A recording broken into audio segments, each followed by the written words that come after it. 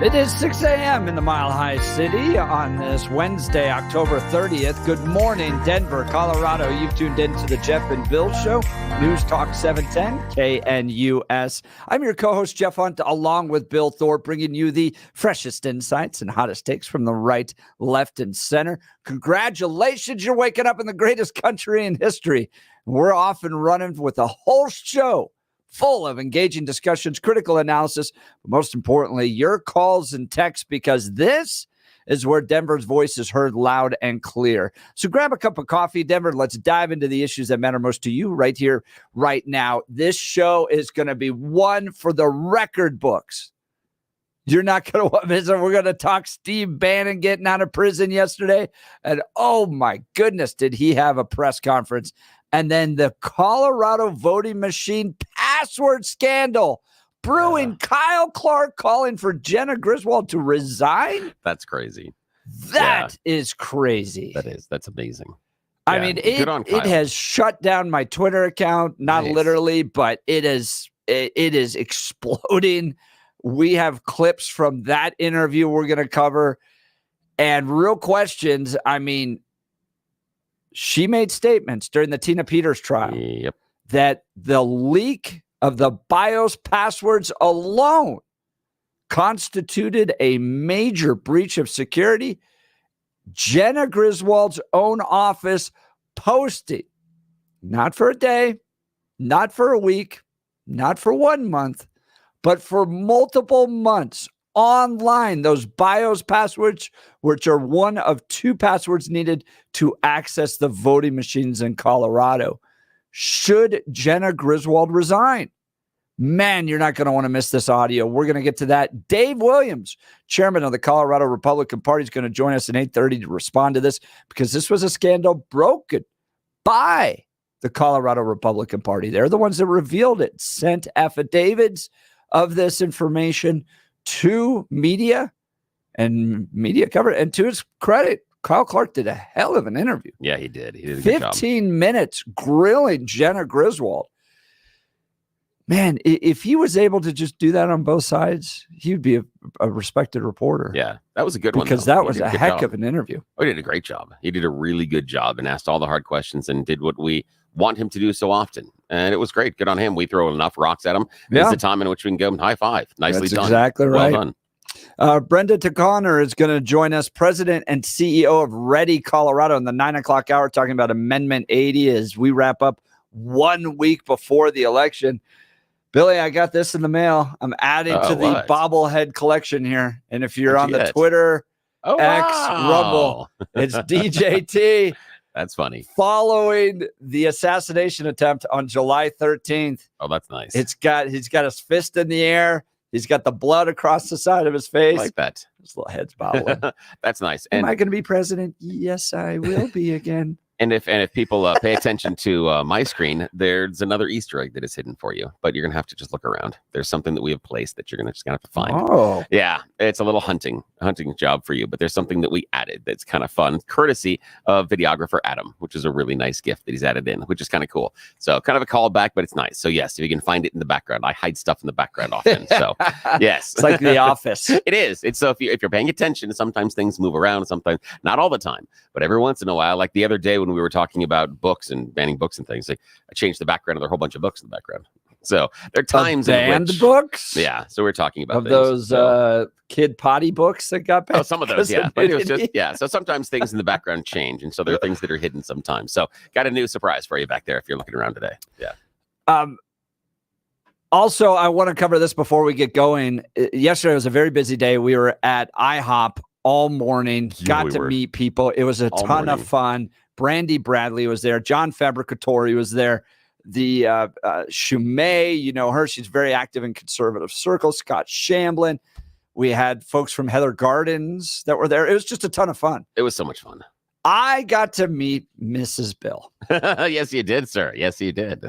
She is absolutely delightful. Oh, thank you. It doesn't explain how I landed her. There's no explanation. I got so lucky. She just radiates this kind of joy and light. She's so much fun. And oh, thanks. Yeah. Great person. That was one of the things that just attracted me to her. There's just this ball of sunshine that is just fantastic. It's a lot of fun. And she understands my crazy, which is really, really nice. That matters. Yeah, exactly. Because we're all quirky. Yes. And you will get it sometimes now, Jeff, when you understand when I say that my wife sometimes comes up to me and goes, stop, slow down. You're a bit much right now. I need a moment. Yeah. And so if she does that, then you must be really. Oh, yeah. Oh, really yeah. There are moments where, wound up. Yeah. She was like, no, I can't even take you right now.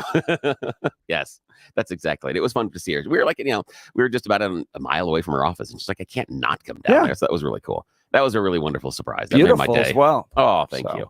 Thank you again. I have no idea how I landed her. It's I am so glad I've locked her in now because I'm like, ha.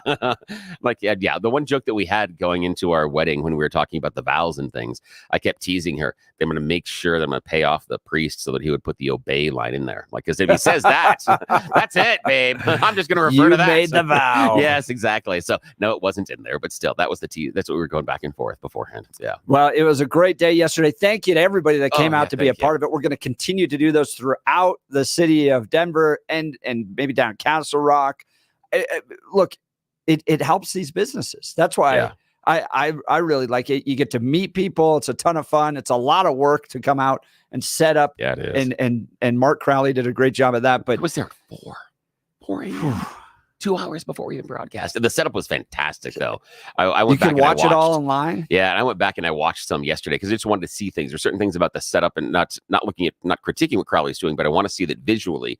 What were we doing? Was the interaction proper? Things like that, just little things. And I go back to listen to some of the conversations. I go back and listen to hours and hours of the show every week because I'm my own worst critic, and I'm focusing on me, not anybody else. I'm like, how did I screw this up today? Is a lot. That's honestly when I start off a lot of this viewing, I'm like, okay, let's take a look at what I screwed up. And so there are things I go back and listen. And Crowley did an amazing job. I was so impressed with the videography and how we looked. He made me look human, which was fantastic in and of itself. And he made this effort to take almost a steady cam around during the breaks. And he was going around through the crowd. And there was so much of a flavor of what was going on and what we were doing. It was fantastic. He did an amazing job yesterday. And big help to Adam, who's down in the videographer room this morning. He ran the board back here yesterday. And anybody that has done a radio remote understands the connection between the location and who's running the board is vitally important. If there's something that can go wrong, it'll go wrong there. And Adam did a great job yesterday. Made it so easy. So it was fantastic. And I love seeing everybody. Talking to everybody was fantastic. But I got to tell you, my favorite was this little Latina baby. She's so cute. She was my I enjoyed meeting all the other adults, but she and I vibed. She and I were just, we were simpatico. We were, in fact, Mom was like, she wants to get out of the chair and for you to hold her. I'm like, I'm not going to do that today just because, but still, I would have in a second, but no, yeah. It was funny because Adam would come on the speakers going, paging Bill, Bill, 1 minute, 1 minute to airtime, and Bill's out with the folks. So. Yeah, there was one where it was 12 seconds, and you can see me in the video, and I'm running back to the table. Not gracefully. I look like a hippopotamus trying to make it back into the water on right amount of time. But I didn't do it gracefully, but I got there. I got there on time. Well, a whole lot to cover today. You got to be a part of the show. Give us a call. This is a big one. Jenna Griswold's office accidentally posting the passwords to 63. Yeah, most of them. Almost all the counties. I would say 63 out of 65. Yeah. In Colorado. Incredible. The BIOS passwords giving access to the voting machines. Now, you have to have both sets of passwords, but still, the level of incompetency coming out of the Secretary of State's office, you're not going to want to miss this. Plus, Steve Bannon's out, but let's get to the news and commentary with Blake Olson. Good morning, Blake. I wonder if I don't have Blake connected there. What is going on here? Blake, this is weird. We cannot get your audio coming through, so we're going to connect with him and see if we can figure that out. It'll be here in just a second. While we're waiting to connect with him, here's Steve Bannon last night being released from prison. Kamala Harris, the Biden regime, Merrick Garland, Nancy Pelosi weaponize the justice system in this country against their political opponents. And so if that continues on, right, you may see that. if that continues on. But like I said, I am proud that I went as a political prisoner to Danbury Prison. I served my country on a Navy destroyer in my 20s, and I served my country in a federal prison in my 70s. If you're not prepared to be thrown in prison by this weaponized Justice Department, then you're not prepared to stand up and fight for your country. And I will never back down from that. Steve Bannon, political prisoner. What do you think? Would you put him in that category? Now, Mark Meadows and others were brought in to testify and worked alongside, provided text messages, those types of things to the January 6th committee. Steve Bannon did not. Peter Navarro did not. They were sent to prison as a result of it. Contempt of Congress. What do you think? Give me a call. 303-696-1971. Was Steve Bannon a political prisoner? You can also text me on the Dan Caplis Law text line at 720-819-5115. Let's check in on news and comment with Blake Olson. Good morning, Blake. Hey, good morning. I don't know if you came to me or not, but I missed the first 10 minutes. I watched you, but I didn't hear all the great things you were saying. So, from the remote yesterday, I had to reset some sources in the background, so that was the issue there. Yeah, it's all on my board here. That was the issue. We just weren't feeding you anything, my friend. Every time we go remote, the next day I have to remind you to check it out because I was like, oh no, what did I do? All right, good deal. It looked like, sounded like a great show from what I could tell. It looked like a great show. And pancakes, peanut. You were talking pancakes. Reese's peanut butter pancakes. Wow. So you ended up eating those, huh? About half a stack. It was wonderful. That's no fair, man. How do you eat all that stuff? You eat more than anyone I know, and you're because I spend about an hour and a half each day trying to work it off. Not fair. Yep. Yeah, that's great. That's great. You're working hard. I appreciate that. Billy and I appreciate that. 36 and sunny in Denver, expecting a high of 65 today. The 7-10 5-day forecast coming up. Our top story. The only garbage I see floating out there is just supporters. The only garbage I see floating out there is just supporters. Ah, yes, telling us exactly how the left feels. Joe Biden calling Trump supporters. The only garbage I see floating out there is garbage. Just supporters. And Vivek Ramaswamy. But the reality is we know his family is secretly probably rooting for Donald Trump, not Kamala Harris, to win because they feel really vengeful about how they were treated. So if you're in their shoes, you know that kind of comment is actually going to tank Kamala Harris. So we're going to put those kinds of motivations to one side. But regardless, it is a welcome October surprise because let's take a big step back. What's going on here? The wheels are coming off the car. They're spiraling. And now you see the accusations of the other side being Hitler or piles of garbage. You're going to hear a lot about threats to democracy in the next week. They are flailing. What do you think, Jeff? Well, I want to take this moment as a theologian to remind everyone that what John Calvin thought, we are all garbage and only God is good.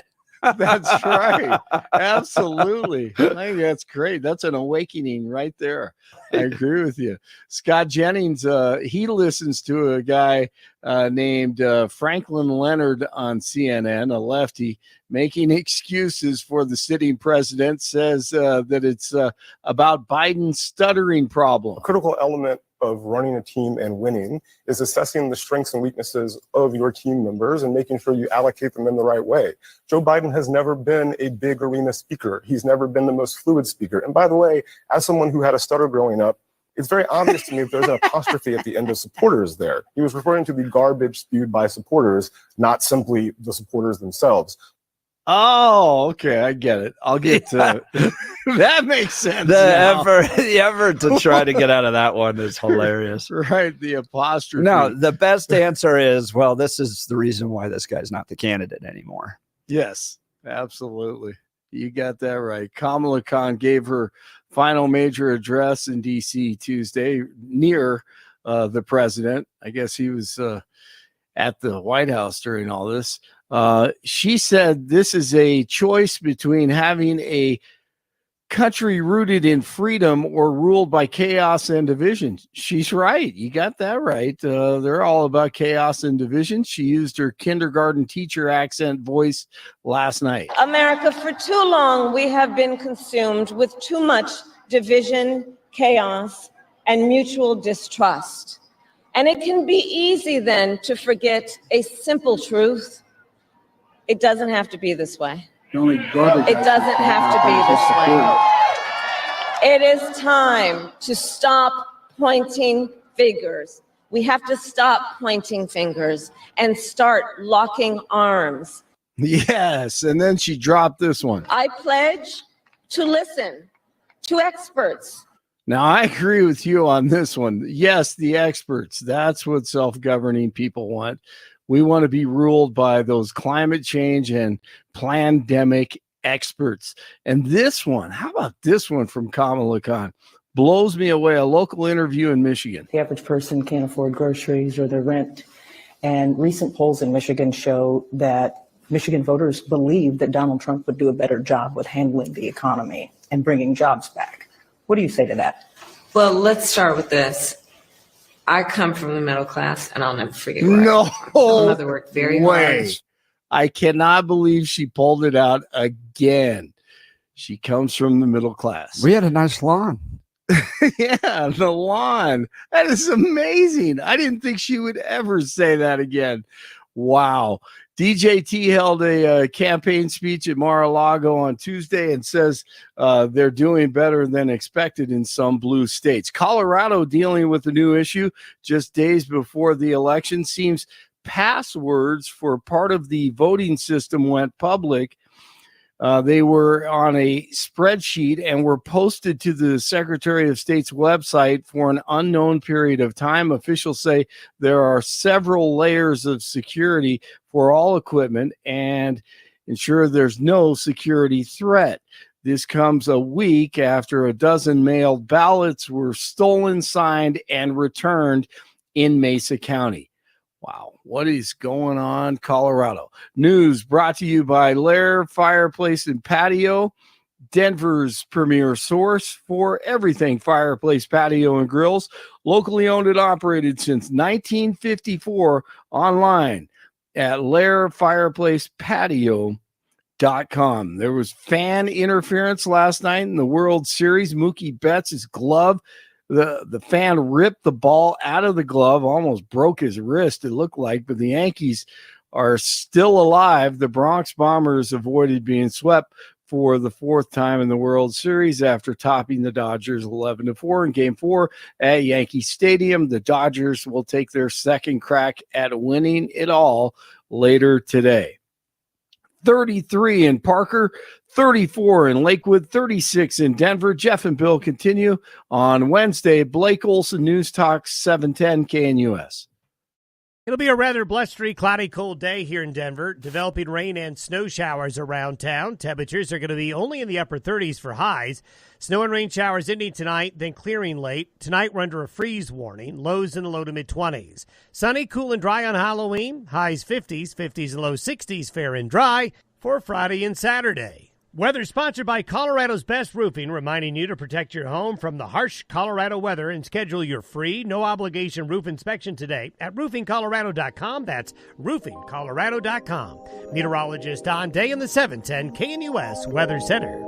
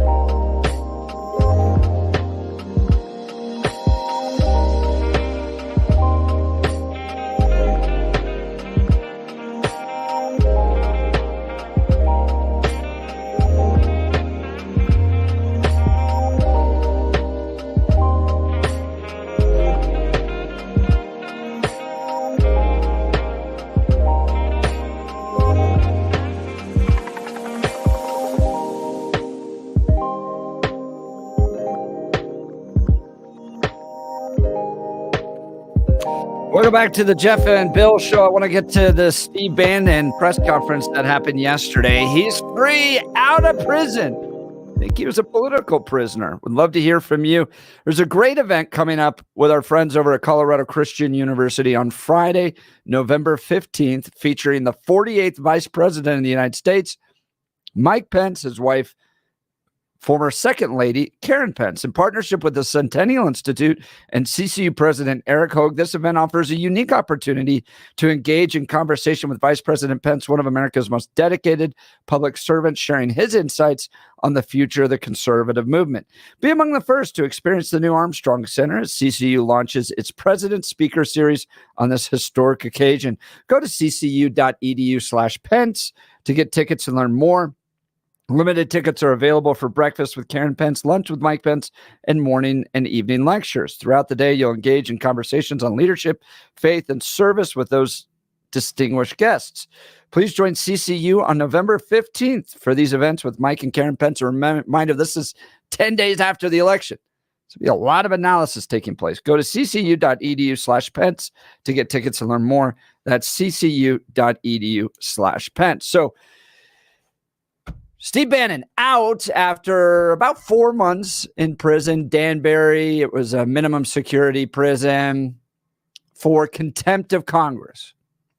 Now, he's not the first person to be found guilty of contempt of Congress, but seems like there's a lot of folks that have been brought up on that, haven't necessarily gone to prison. That's because you have to have the full House vote on you being in contempt of Congress. This is when you refuse to comply with subpoenas to testify, turn over documents. Those were the two charges leveled against him. But then it has to be referred to the Department of Justice. And then the Department of Justice has to decide whether or not to bring a formal trial forward. Now, they did it with Mark Meadows. They did it with Dan Scavino. And the reason why they didn't do it with those two versus Peter Navarro and Steve Bannon is because Mark Meadows and Dan Scavino complied and turned over some text messages. They maybe not have done everything that the House wanted, but both Peter Navarro and Steve Bannon completely stonewalled, said, we're not going to take part of the House Select Committee on the January 6th attack. We don't think that this is a fair committee. We are not complying at all, period. End of story. Done. And as a result, they were referred to the full House for contempt charges. The House voted pretty much along party lines with, I think, 4 Republicans coming over and supporting Democrats in their contempt charges. That was then sent to the Department of Justice, where a trial took place. And they were found guilty of contempt of Congress. So they were sent to prison. Steve Bannon, 4 months, federal prison, misdemeanor on contempt charges, and he's out yesterday. Here's some of the audio from his press conference. Kamala Harris, the Biden regime, Merrick Garland, Nancy Pelosi weaponize the justice system in this country against their political opponents. And so if that continues on, right, you may see that if that continues on. But like I said, I am proud that I went as a political prisoner to Danbury prison. I served my country on a Navy destroyer in my 20s, and I served my country in a federal prison in my 70s. If you're not prepared to be thrown in prison by this weaponized Justice Department, then you're not prepared to stand up and fight for your country. And I will never back down from that. Do you think Steve Bannon's right? Look, there's been lots of people that have been held in contempt. Harriet Myers, Eric Holder, Joshua Bolton, Lois Lerner. None of them spent time in prison. So what makes Steve Bannon different? What do you think, Bill? I have a feeling, and again, they were jury trials, so it's not as if the Biden Department of Justice could come in and just go, hi, go to prison now. Thanks. We're going to lock you up. So they did have to convince a jury of his peers that he was guilty of it, and then they're sentencing. I think it's the 2 charges of not testifying and not turning over the documents. And I would gather that, again, I didn't watch the trial, nor did I look at the transcript, but I'm guessing that Steve said some stuff on his podcast. And I'm pretty sure that probably helped cook his goose, that he probably talked about being defiant, that he didn't care, he wasn't going to do this. And I'm just saying his presentation versus something like a Mark Meadows was probably very different, because Meadows probably wasn't out there doing, weekly statements on why he wasn't going to do this. And you can't get me and grrr, fight the man. So that's probably why it ends up in a conviction. These things are selective prosecution, as always, but that's the choice of every single district attorney's office and the Department of Justice across the country. Even friend of the show, George Brockler, does make selective prosecution choices based on, can they prove this case? How much time is it going to take? What's the money? What's the time investment? Is it worth it for the people? Blah, blah, blah, blah, blah. Lots of lists. There's a checklist of what you're kind of going through. And I disagree many times with the choices that the Department of Justice makes with their contempt of Congress charges. I think contempt of Congress is largely worthless, because we don't enforce it at all. There are some people that have been held in contempt that they didn't charge. And that would be, Jim Jordan. Yes, Jim Jordan, not charged at all. So it's not as if they're going out there trying to do the scorched earth of going after all of them. But Bannon made himself a target and was proudly a target. And there in coming out of prison, was happy to be a target. So again, he asked for it. He proudly wore it as a jacket, and now he's happy for it. But I don't see it as a political prosecution, but it works well for him as far as messaging, because it reinforces the predetermined conclusion that his fans have. They've already decided this, so he just gets to reinforce it. He doesn't have to prove it to them. He just reinforces their predetermined conclusion. There were two reasons why Dan Scavino and Mark Meadows were found in contempt, but not charged by Department of Justice, according to the Department of Justice. One was that they actually complied, maybe not entirely, but in some capacity with January 6th committee. Yeah. So they turned over text message records, those types of things. But secondly, Dan Scavino and Mark Meadows were high up advisors to the president who could adequately, from the Department of Justice's perspective, claim presidential immunity. Whereas Steve Bannon wasn't even in the White House at that point. Yeah. He had left, and then Peter Navarro was just an advisor, as opposed to the White House chief of staff and deputy chief of staff for communications, which were the other two. So, and if you remember, both Bannon and Navarro made claims of presidential immunity. Oh, yeah. That the conversations that took place around January 6th and all that would happen fell under presidential immunity. But they weren't necessarily employed by the White House, whereas the other two were. And they worked alongside the January 6th committee. Now, I don't think the January 6th committee was legitimate. I think that that's a fair critique, that that it was an effort to prosecute Republicans, and the Republicans that came over, as you have seen with Liz Cheney, for instance, have embraced Kamala Harris. So I think there's evidence, or at least a reasonable argument, that it wasn't fair for them to have to comply with that, because the minority leadership of the House of Representatives didn't agree to work with the January 6th committee. So, but let's stop that there for a second, though. Why, what you're saying is, in the future, if we have any sort of an investigation and the minority refuses to work along with the investigation, it invalidates the investigation. It's no longer legitimate in any way, shape, or form. I think it was a fair critique coming from House minority leadership that the way that this investigation was going to be put together, who was leading it, but wasn't that all that stuff was not going to be legitimate. That was even before it began. They didn't like how this thing was being set up, who was running it, all that stuff. And so I think it becomes a check, because if whoever is in leadership can just put together any ad hoc committee that they want, and the minority leadership of the other side. So you can make the reverse argument. You can go, well, now you have the power to just run around holding anybody you want in contempt based upon a committee that you put together, if the minority leadership doesn't feel like it's legitimate and wants to work with it. And at this point, I would like to enter into evidence both the James Comer and Jim Jordan investigations from the past 3 years. That's what I would put in there to say, yes, exactly, you're right. And that's exactly what they did. Have they been holding people in contempt? They've tried, yes. Yeah, they did. Anthony Blinken. Yep, they sure right? did. Yeah, they've sent out a number of those. And so, yes, that's exactly Merrick what they've been Garland. doing. Yeah. And I pushed back on the January 6th committee because the Republicans, in my mind, were playing politics. Were Democrats playing politics? Yes, but the Republicans were playing stupid politics. And this was the idea. They wanted to have people that were potential witnesses on the committee. You don't do that. There's no way you would ever agree to that. But the GOP was like, nope, that's what we got to have. And then when asked for alternatives, they went, nope, not at all. Then that's it. We're going to take our ball and go home. You do it. We're going to pout. And then they were mad when the Democrats did exactly what they said and said, regardless of whether or not you want to play along, we're going to do this. And so the GOP refused to play along and then got mad about the rules in a game they refused to play. They don't get to cry about it. I don't see that as a problem. No, the thing was, but you don't get to cry about it. Why not? Because you refuse to participate in the game. Well, if you don't show up to play in the game, don't complain about rigged, it. It's not rigged, though. Oh, come on. How is it rigged?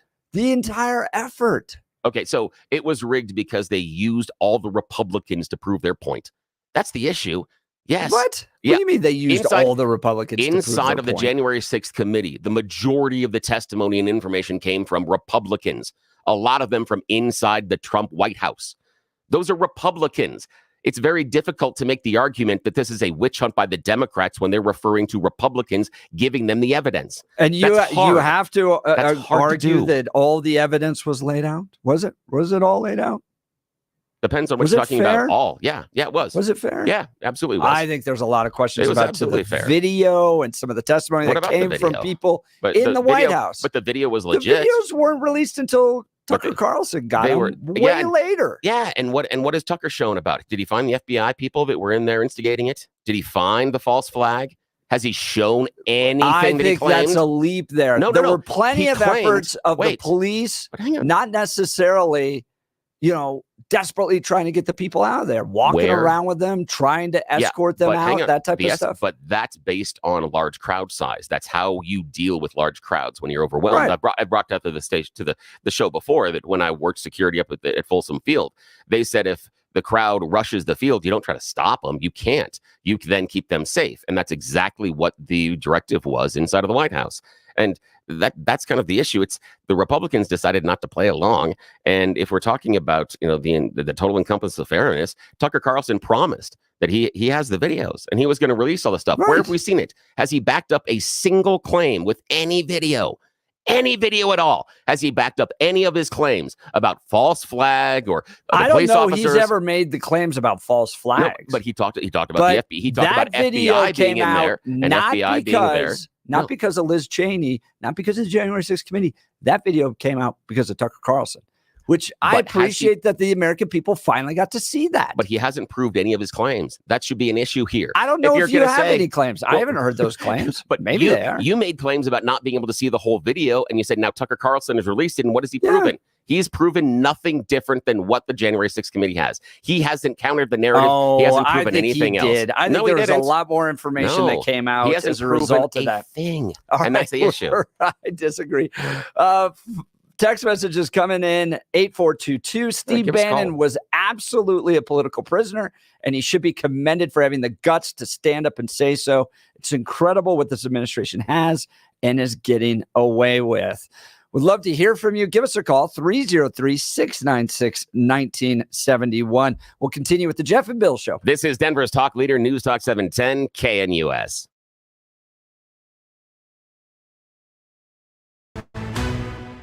At this hour, I'm Christina Awayo in Dallas, and here are your top stories. Department of Homeland Security billboards that offer free legal services to illegal migrants who are in custody have gone up in Texas. The billboards read, quote, "Your brother in immigration custody has rights. We're here to help." The ads are from a taxpayer-funded DHS immigration office that focuses on the rights of migrants who are in detention. The ads have sparked major backlash online, with many saying the billboards are advocating for the rights of illegal migrants and they're a waste of taxpayer dollars when the money should be spent securing the southern border. Others are saying it's a preview of how Kamala would continue with her open border policies that cost Americans $150 billion last year if she's elected president. The man who was sentenced to 30 years in federal prison for attacking the husband of former House Speaker Nancy Pelosi with a hammer in their California home has been sentenced to life in prison without the possibility of parole following a separate state trial. A San Francisco jury in June found David DePop guilty of charges including aggravated kidnapping, first-degree burglary, and false imprisonment of an elder. Before issuing the sentence this week, Judge Harry Dorfman dismissed arguments from DePop's attorneys that he be granted a new trial for the 2022 attack against Paul Pelosi, who was 82 years old at the time. In May, DePop was also sentenced to 30 years in prison in the federal trial. That's what you need to know at this hour. In Dallas, Christina Aguayo, Salem News Channel.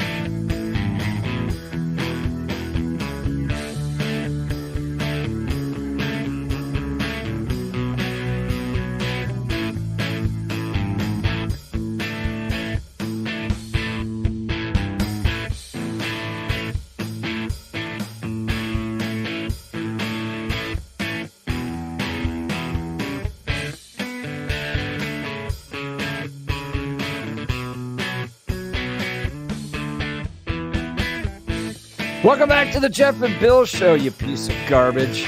Nicely done. Good job. Just referencing my good friend John Calvin, the French theologian who said, we are all pieces of garbage. No, but there's God got is to be a way good. we could turn that into a T-shirt. I don't know. If Biden says we're all garbage. John Calvin agrees. There's something there. I don't know. Are you a piece of garbage or are you a Nazi? I don't know. It gets so confusing what you're supposed to be each day. Who So knows? Billy and I are debating whether or not Steve Bannon was a political prisoner in the whole January 6th committee and all that stuff. But I will tell you this. This is something, and Steve's got his upcoming trial on the whole We Built the Wall program. That's still moving forward in that. On a side note, what do you think about that? I mean, I'm not talking about depth, but what's your gut say about that?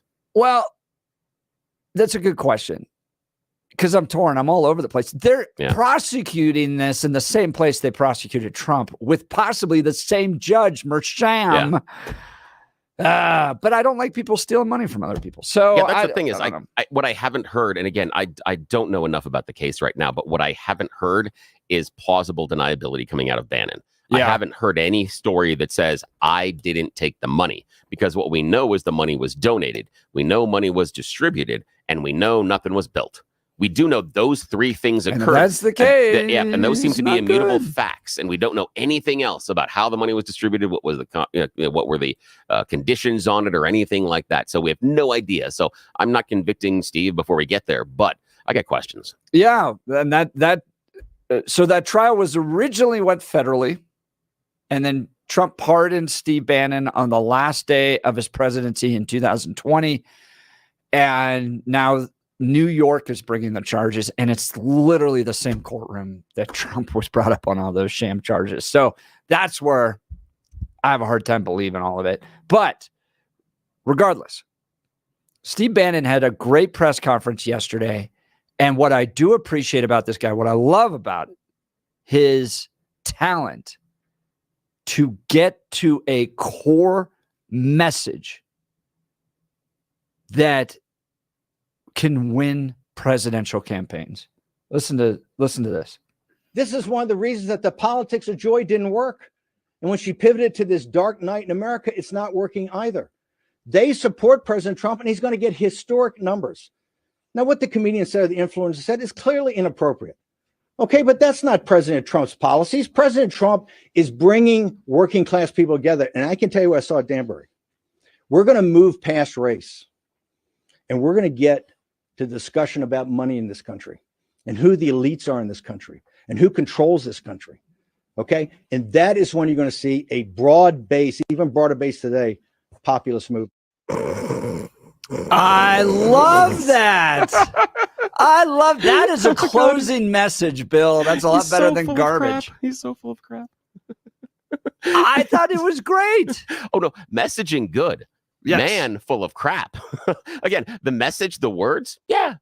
This has been so his full of crap. motivation to take on the elites, to connect with the grassroots, to build that base. That is why, frankly, if you remember the history, he was close with Trump, had a falling out with Trump, has gotten back closer to Trump because he's motivated for that type of push against the elite. No, he's motivated for the push that's going to increase his bank account. That's what he's motivated for. And we can see that directly. And this is why I laugh at him. And I would laugh loudly right in his face if he said that in front of me, because in 2017, Steve Bannon worth $24 million. Today, upwards of 70. He's a man that has a net worth of 70 I don't care that he has million money. Hang on. But it's about who's the elite?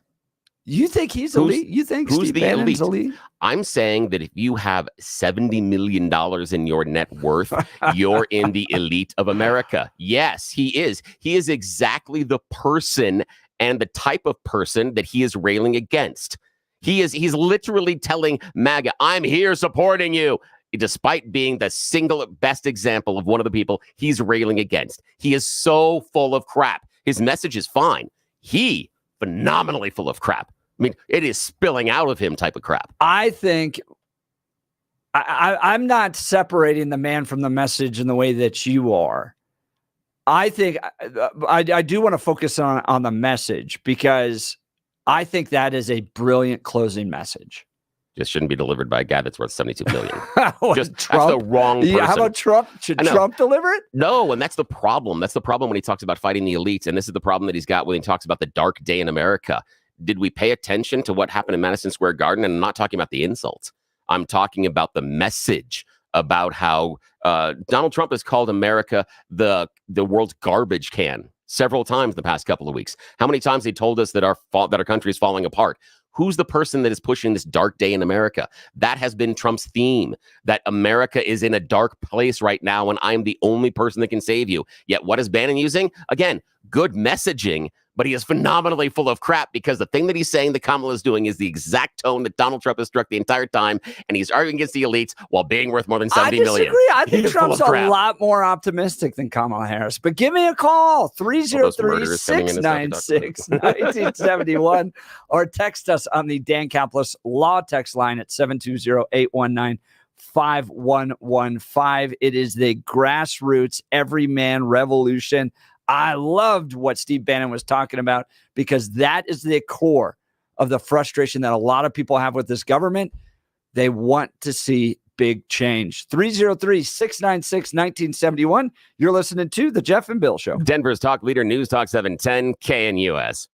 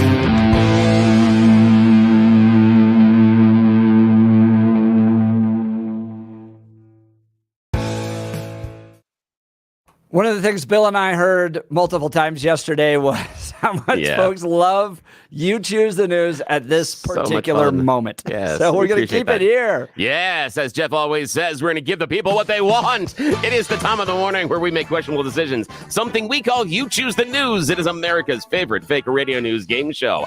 I spent mere moments this morning scouring the interwebs to find really dumb stories about us humans to give them even more ridiculous headlines so that we can play this fake radio news game show. Why? Because we are left unsupervised. Nobody that can make any serious decisions is awake at this hour. So, this is what happens. Thank you for playing along. Also, keep it a secret, because if they find out, we're both in a lot of trouble. Alrighty, here we go, gentlemen. Blake Olson in the newsroom and Jeff Hunt. Here are your choices. Headline number 1, did you ask David Copperfield? Headline number 2, it's a 0. Headline number 3, probably the military. And headline number 4, can you hear me now?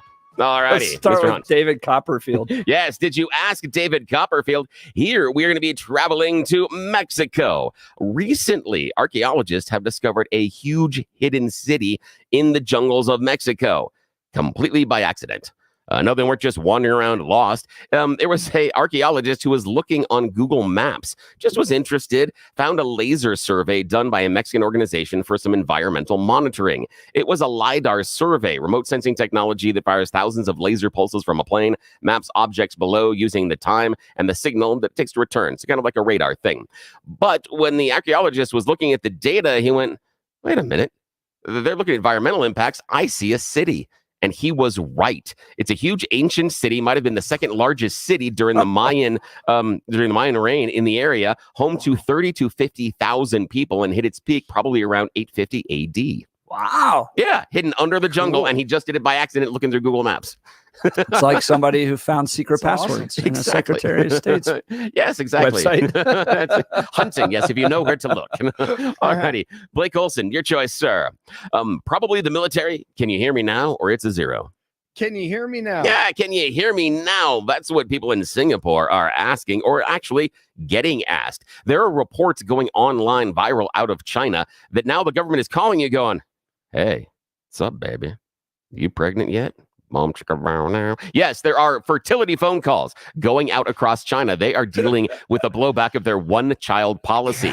They've been trying so hard when I was in DC. Yep, they have been trying to right the ship and realizing that their population is shrinking rather rapidly, and they don't have enough people in order to continue the rate of growth. And so now they've gone so far as to reach out and touch people. They're asking them routinely, "Hey, you pregnant?" And I guess if they ask nicely enough, Elon Musk offers to help. So, but I might have added that last part. Sorry. Alrighty. No way. No. You guys hear the story? He was offering sperm to people yesterday. There's a story going around that he's just like giving it out like Halloween candy, evidently. Yeah. Explains a lot, though. Alrighty, Jeff Hunt, final choice, sir. 500 years from now, they'll all be descendants of Elon Musk living on Mars. Probably the military, or it's a 0. Your choice, sir. Probably the military. Yeah, probably the military. When you talk about bad government spending, it's going to be a safe bet if you say, well, probably the military. Here's an example. Air Force just realized that when they're paying for parts of their C-17 replacement parts, they are, paying a little bit more than the going rate. How much more? How about 80 times the commercial rate? How bad is it? Well, recently they replaced some of the soap dispensers on the C-17 and paid $149,000 for them. Gee. You can buy them. Yes, you can buy them for less than $100. Yeah, and they paid $149,000. Speaking of Elon Musk, put him in charge of this government waste. But no one ever looks at it. Everyone talks about government waste going elsewhere. We never look at it as far as Department of Defense, and they're the guys that bought the $100,000 toilet seats a couple years ago. So that's the issue. It's definitely going somewhere else. Yeah. Oh yes, exactly. All righty, that is it. Jason Bourne. That's the end of You Choose the News. As always, Jeff and Blake, your winners, and I'm just a giant loser. We're going to continue this conversation and talk about leaked passwords coming from the Secretary of State's office. Kyle Clark calling for Jenna Griswold to be resigning. Holy cow, you listening to the Jeff and Bill Show. Denver's talk leader, News Talk 710 KNUS. We are going through the looking glass.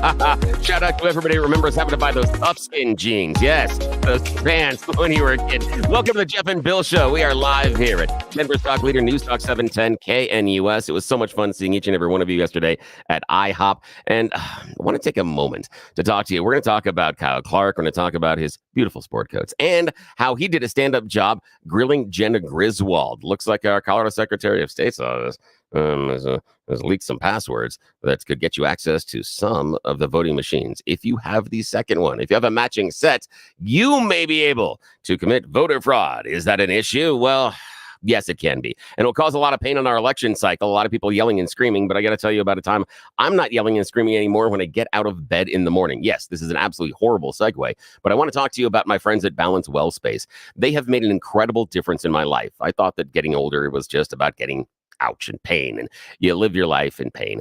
That's what I saw with my grandparents growing up, that there was all complaints about these aches and pains and things they were going through with their life. When it started happening to me, I'm like, well, this is just what I have to expect. Guess what? You don't. I found a great team at Balance Well Space, balancewellspace.com. Check them out, balancewellspace.com. What makes them different is integrative medicine. Under one roof, you can get chiropractic care, physical rehabilitation, wave therapy, regenerative care, trigger point injections, neuropathic care, and a whole bunch of cutting-edge Star Trek-like technologies that are all non-invasive, but they have to be seen to be believed. I'm going to go visit my friends at Balance Well Space later today. We're doing an update and readjusting some things and taking care of a twinge I've got in my lower back. And here's the thing. I've got two vertebrae in my back that are fusing together. But thanks to the team at Balance Well Space, Dr. Julie, Dr. Jess, B, Sarah, the entire team, we pulled those vertebrae apart through traction, and now we're regenerating the disc in there. This is crazy. This is legitimately out of Star Trek. Right now, as we're talking, I'm also regenerating the meniscus in my left knee. My left knee that used to be my bad, weak knee that was always sore is now my strong knee. It's my right knee I've got problems with now, and I'm going to have the team start working on that one as well. I want them to make the same change in your life that they've made in mine, but can't do that unless you talk to them first. They'll do a custom pain evaluation, put together a treatment program just for you, and then the best part about it is they will reevaluate your care every couple of weeks. They'll talk to you about how you're feeling, how you're moving, and then look at what is having success and change anything that is not. Your current medical team doesn't do that. Talk to Balance Well Space. BalanceWellSpace.com, brand new offices right across from Hangar 2 at Lowry, plenty of parking, and take the first step in feeling better today, but you can't do it unless you talk to them. BalanceWellSpace.com, BalanceWellSpace.com. And when you do, tell me you heard about them here on Jeff and Bill. A number of you have called, and I sure do appreciate it. All right, now back to our regularly scheduled program. Great to hear, Bill. Coming up after news and comment with Blake Olson, we're going to talk with Michael DiManna. He's the candidate for House District 2. Could send Stephen Woodrow packing, which would make the state so much better. Oh, man. He is, in many ways, right up there with Tim Hernandez and Elizabeth Epps when it comes to craziness down at the Colorado State Capitol. And he's from the city of Denver, represents the rich kids. So we've got a chance to bring the state back towards the mean rather than going and tacking so hard to the left. Yes. This is interesting. This is a good idea. Yes, and if you remember, Stephen Woodrow, no longer on X after he made comments about Donald Trump surviving the assassination attempt. Yeah, so, yes. Obviously, the best way to communicate with the people. Right. So we'll be talking with the guy seeking to unseat him. But first, news and comment with Blake Olson. Good morning, Blake. Hey, good morning, Jeff and Billy. 35 and sunny in Denver, expecting a high of 65 today. The 7-10 5-day forecast coming up. Our top story, 3 Colorado counties are experiencing their own election problem.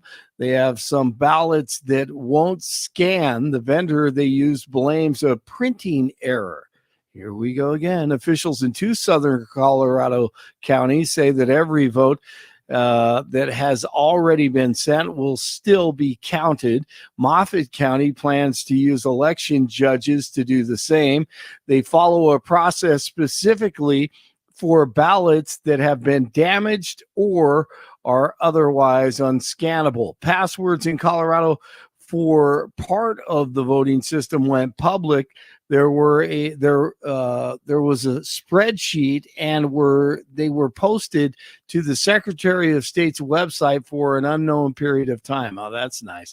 Officials say there are several layers of security for all equipment and ensure there's no security threat. Of course not.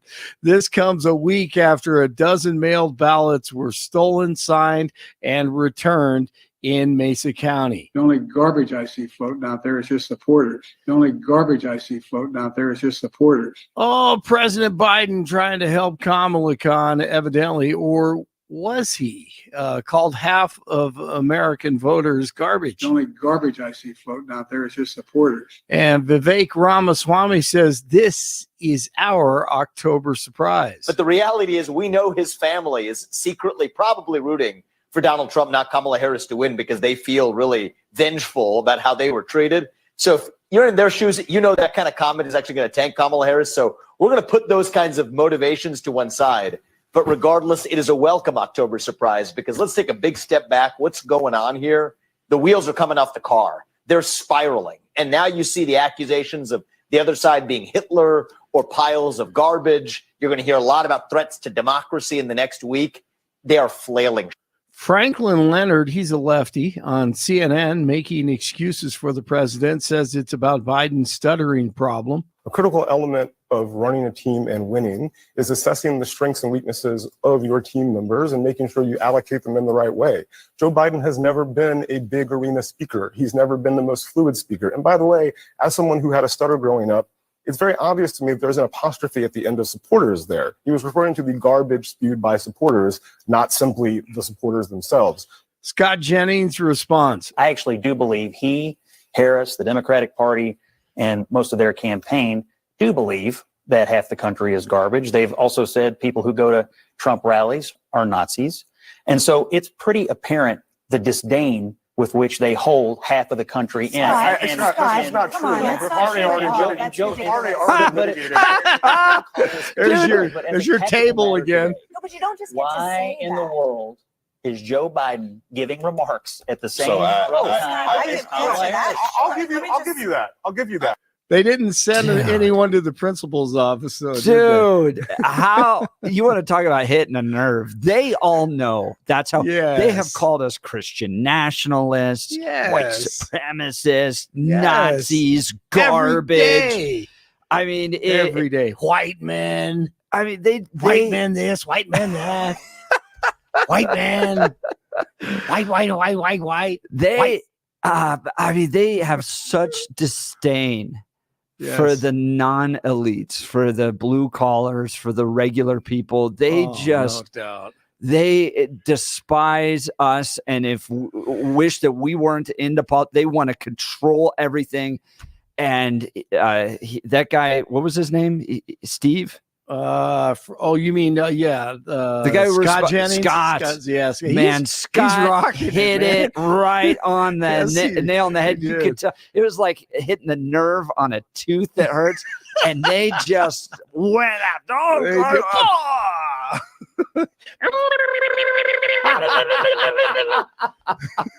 Kamala Khan gave her final major address at DC Tuesday during all of this. She said this is a choice between having a country rooted in freedom or ruled by chaos and division. And she knows all about that.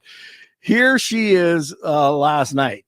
America, for too long, we have been consumed with too much division, chaos, and mutual distrust. That she creates, they all created. I'm sorry, I had to stop it. But listen to, we've heard every accent. We've heard her white, black, Latino, Jamaican accents. Now she's doing her little kindergarten voice here, kindergarten teacher voice. And it can be easy then to forget a simple truth. It doesn't have to be this way. It doesn't have to be this way. It is time to stop pointing fingers. Exactly. We have to stop pointing fingers and start locking arms. Jeff, seriously? Stop pointing fingers and start locking. What? But she wants to lock arms? To Bannon's point, like this just doesn't solve any of our problems. Listen to this real quick. I'm going to play this audio. Here's Bannon just slamming the politics of joy. The reality is we have huge financial and sovereignty issues about what's happened to the borders of this country and what's happening to internally in this country. This is why Hispanics are almost at 50-50 with President Trump. This is why African-American men and Hispanic men are not voting for the politics of joy. They see their lives right now are not about the politics of joy. They're about a brutal reality in this country. Yep. Dude, he is exactly right. Heck yeah. Like when I look at the challenges our own personal families facing, our friends' families are facing, all this stuff, not pointing fingers and locking arms. Come on, solve the problems we're facing. Close the border, stop the government spending, get inflation under control. The lady who wants to lock arms here, Jeff, here she was 4 years ago. This is a movement. I'm telling you, they're not going to stop. And everyone beware, because they're not going to stop. They're not going to stop before Election Day in November, and they're not going to stop after Election Day.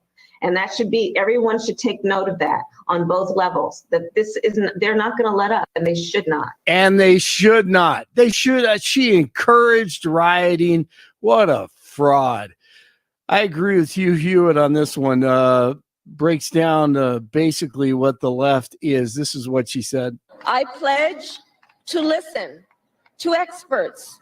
She pledges to listen to experts. God, it's just horrifying. We know about the experts, the climate change experts and the pandemic experts, right? DEI experts. The DEI experts, all these experts. Oh my goodness, man. You got to go out and vote today if you haven't done it already. If you can get in there, so much corruption going on. Almost everyone in America knows how Kamala Khan grew up. She wants to make sure that you know. The average person can't afford groceries or their rent. And recent polls in Michigan show that Michigan voters believe that Donald Trump would do a better job with handling the economy and bringing jobs back. What do you say to that? Well, let's start with this. I come from the middle class, and I'll never forget where I come from. No My mother worked way. very hard. No stinking way did she bring that up again. Goodness gracious. All right. Airlines are now required to refund passengers automatically for canceled or significantly delayed flights under the Department of Transportation's new rules. Airlines will be required to provide cash refunds promptly without customers needing to ask. And yeah, Bet says that ball in his glove, and this fan literally tries to take his glove off. Pries the ball out of there. A for effort. Well, Or D. I mean, come on. Fan rips the ball out of Mookie Betts' glove, almost breaks his wrist in the World Series last night. Fan interference. The Yankees are still alive. The Bronx Bombers avoided being swept for the fourth time in the World Series after topping the Dodgers 11-4 in Game 4. And the Dodgers will have their second crack at winning it all later today. 33 in Centennial, 32 in Arvada, 35 in Denver. Jeff and Billy continue Wednesday, Hump Day. Blake Olson, News Talk 710 KNUS. It'll be a rather blustery, cloudy, cold day here in Denver. Developing rain and snow showers around town. Temperatures are going to be only in the upper 30s for highs. Snow and rain showers ending tonight, then clearing late. Tonight we're under a freeze warning. Lows in the low to mid-20s. Sunny, cool, and dry on Halloween. Highs 50s, 50s and low 60s, fair and dry for Friday and Saturday. Weather sponsored by Colorado's Best Roofing, reminding you to protect your home from the harsh Colorado weather and schedule your free, no-obligation roof inspection today at roofingcolorado.com. That's roofingcolorado.com. Meteorologist Don Day in the 710 KNUS Weather Center.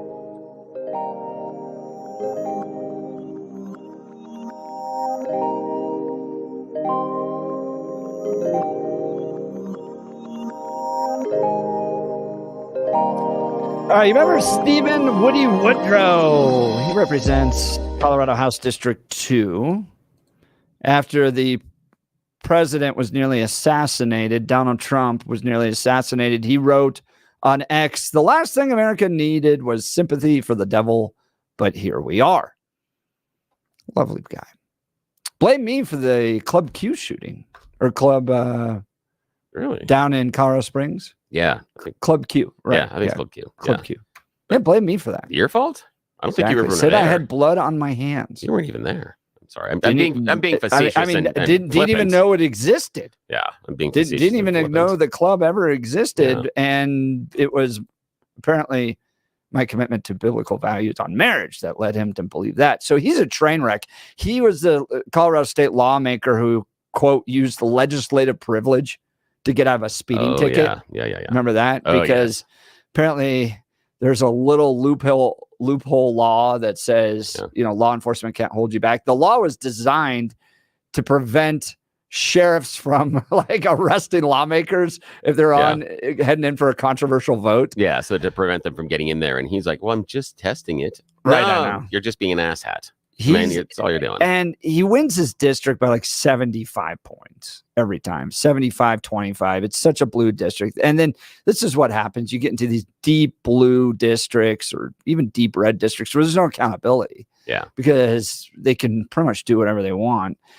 But there is a guy challenging him. His name is Michael DiManna, and he is a Republican running to unseat Stephen Woodrow of Denver District 2. He joins us now. Michael, thanks so much for being on the Jeff and Bill Show. Yeah, good morning.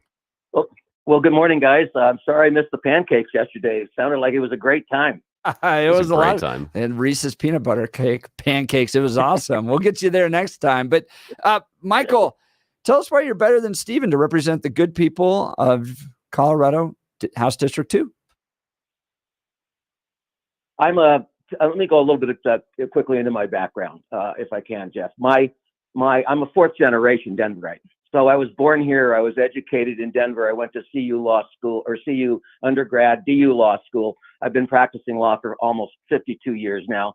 My partner and I started the first minority-owned law firm in Denver, so we've been around for a while.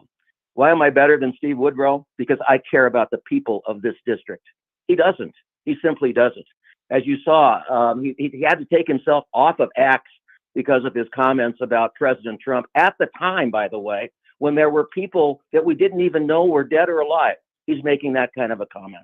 And then he's got such arrogance that he gets a photo radar ticket and goes down and challenges it, a $40 ticket, by the way, using judicial resources instead of being at the Capitol working on things he ought to be working on, like our taxes, like our crime, like everything else that's going on in Denver. The guy's got to go. He just simply has to go. So why me?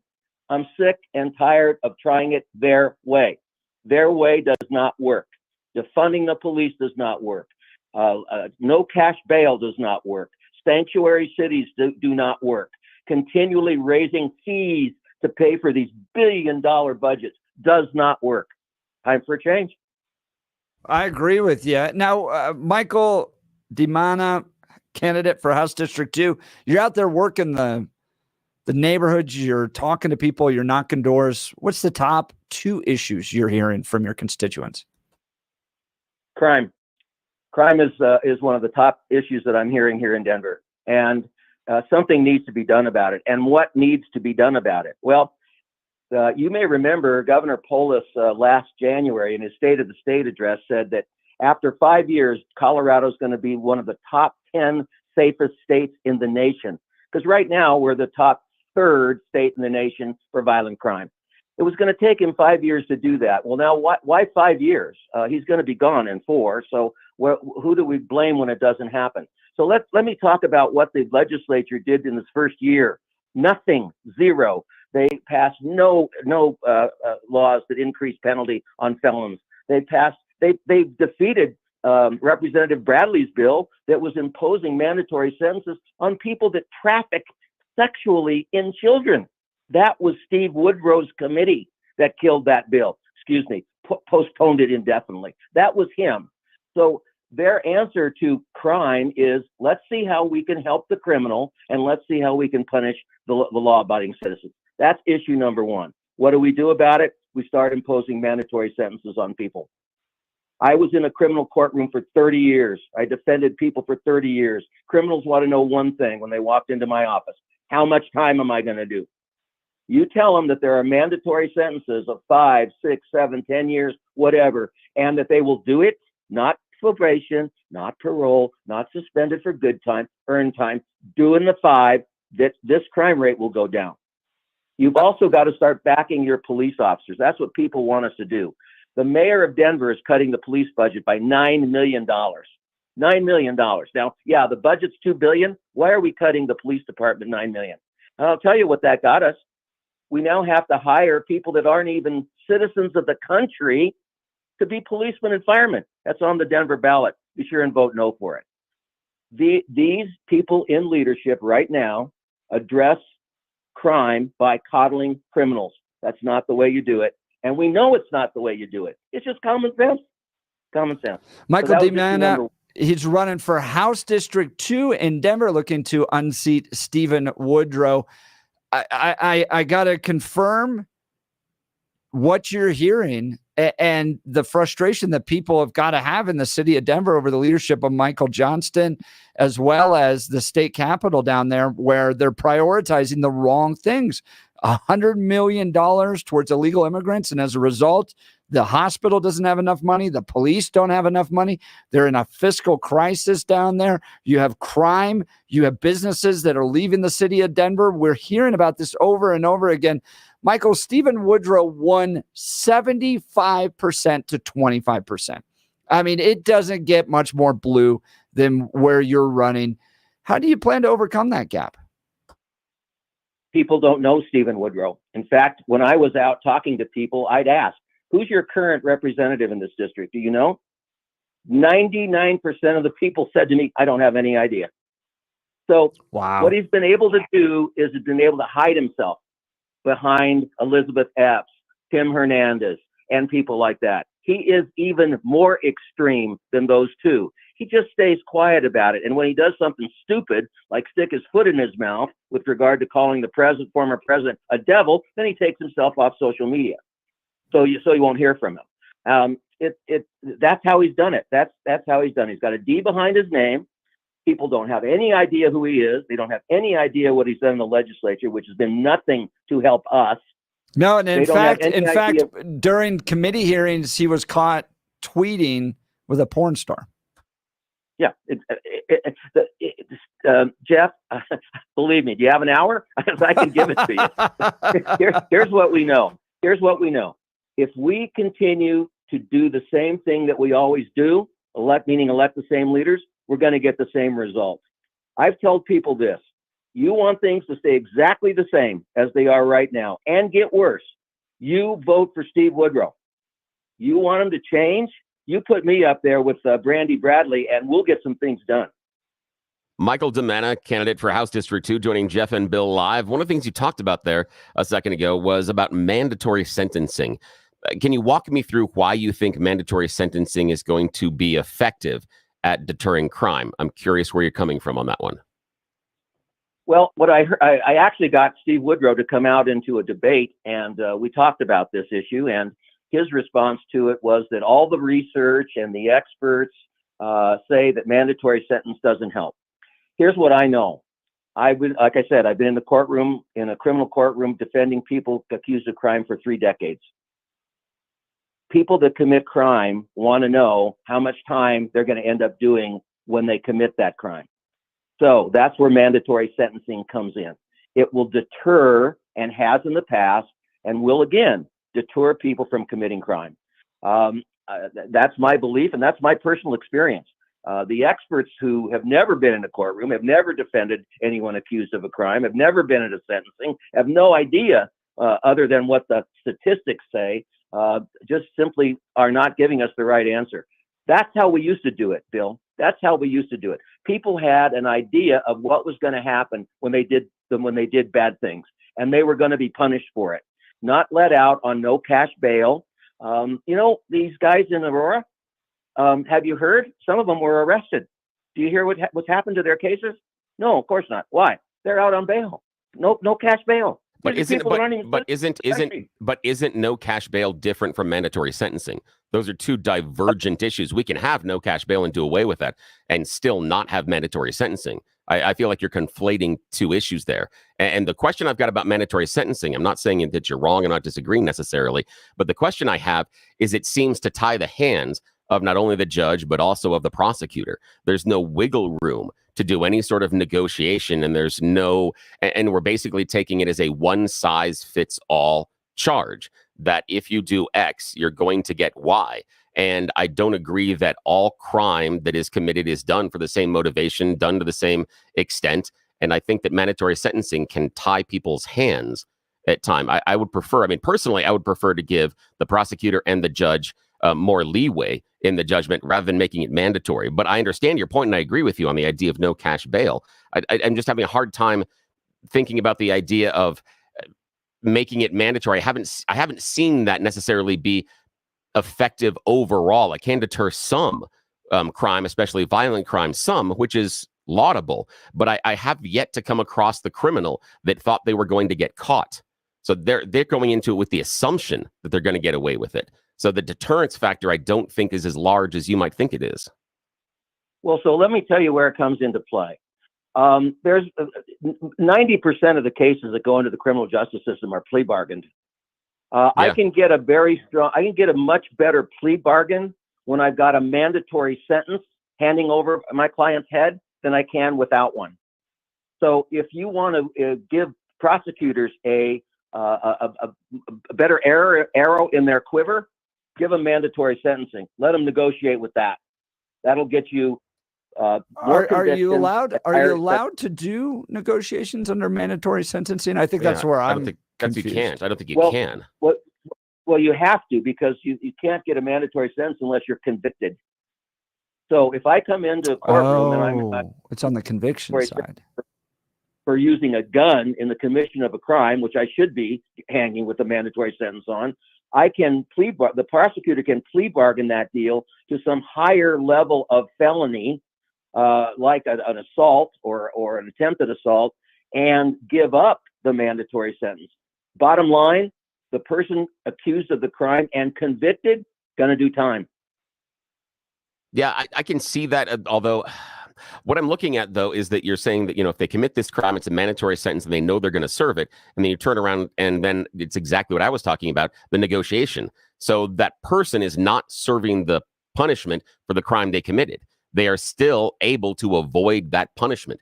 That's where I see the disconnect inside the mandatory sentencing. I can see the value as far as a chip on the table. I'm just not certain it is as strong, because in your example right there, the person that was accused of the crime would also avoid that mandatory sentence. So the mandatory sentence isn't necessarily being fulfilled. So the idea that we're being tough on crime because the mandatory sentence would be disproven by that example. But aren't most, to his point, to Michael's point, most cases are already negotiated down just because the prosecution doesn't want to use the resources and time to go to trial. So if a vast majority are already negotiated down, why not give the prosecution another chip at the table? Michael?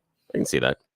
Well, that's my point. And in fact, here's how bad it is in the legislature. We have to put on the ballot to have people convicted of violent crime be required to serve 85% of their sentence. Really? That has to go to the people because the Democratic legislature can't pass a law that says that? And if you're a third violent offender, guess what? You got to do 100% of your sentence. That's on the ballot, gentlemen. Now, that's what the legislature's there for, not to protect criminals. They're there to protect us, the taxpayers, the people that go to work every day and are sick and tired of walking down the 16th Street Mall and being assaulted, and living in apartment buildings in Aurora and being violently attacked by illegal aliens, or people are certainly in this country and not here legally, with guns. Yeah, you've got a wonderful point, and I do agree with you more than I disagree on this. Michael DiManna, candidate for House District 2, because I like the idea, and again, you are absolutely right, that the Colorado voters should not have to enforce 85% of the sentence for violent criminals. That is ridiculous. That is something that should have been taken care of by the legislature. And if you get into the Gold Dome, hopefully that is something that you can work for, those type of criminal justice reforms as you've outlined here. And what I see in that is the positive of your mandatory sentencing law and the positive of allowing the negotiation as well. If for me, rather than going with a mandatory sentence, I like the idea of saying you're going to have to serve 85, 95% of the sentence. Then we still allow a little bit of negotiation based on time and circumstances, but we also are allowed to lock up the violent offenders. For me, that's more amenable. But I can see the value of the mandatory sentence being a chip at the table for the negotiation. I can see that. I got to tell you, this guy would be a lot better down at the state capitol than what we currently I got can agree. with Stephen Woodrow, Michael DiManna like the way for things a lot better. HD2. If you want to learn more about him, go to DiManna for HD2.com. His last name is spelled DiManna. That's DiManna for HD2.com. Michael, thanks so much for taking time to join the Jeff and Bill Show. You guys, thank you so much for the time. I really appreciate it. God bless you. Hey, keep fighting, man. Keep fighting out there. We wish you all the best. Yeah. Look, if you'd be better. So better than the porn star tweeting. Yes, 110%. Yes, progressive. Yeah. Exactly. That blames me for crime. I know. All right. And that was a great discussion. I appreciate him on that. It's that was guy. good. Smart guy. Look, if you're losing your hair, you need a simple solution that works. You'll want the best. Modern technology with top-rated physicians, something that's guaranteed to work. Guys, you need Dr. Tanya Pauls and her team at Advanced Hair. They've completely redefined hair restoration from the experience itself to their unmatched results. I've had family members get their hair done. Look totally different. And they had to enter the dating pool a little bit later in life. It brought energy back, a youthfulness back to them. Really did improve their lives. Receding hairline, bald spot, thinning hair. Address them all with Advanced Hair's simple one-day treatment in a calm, relaxed environment with the most experienced professionals. Advanced Hair has performed tens of thousands of these breakthrough treatments. And get this, your own natural hair begins to regrow the very next day. No one in Denver can offer anything like the advanced FUE found at Advanced Hair, and I highly recommend their team. It starts with your free consultation. Call 720-459-HAIR.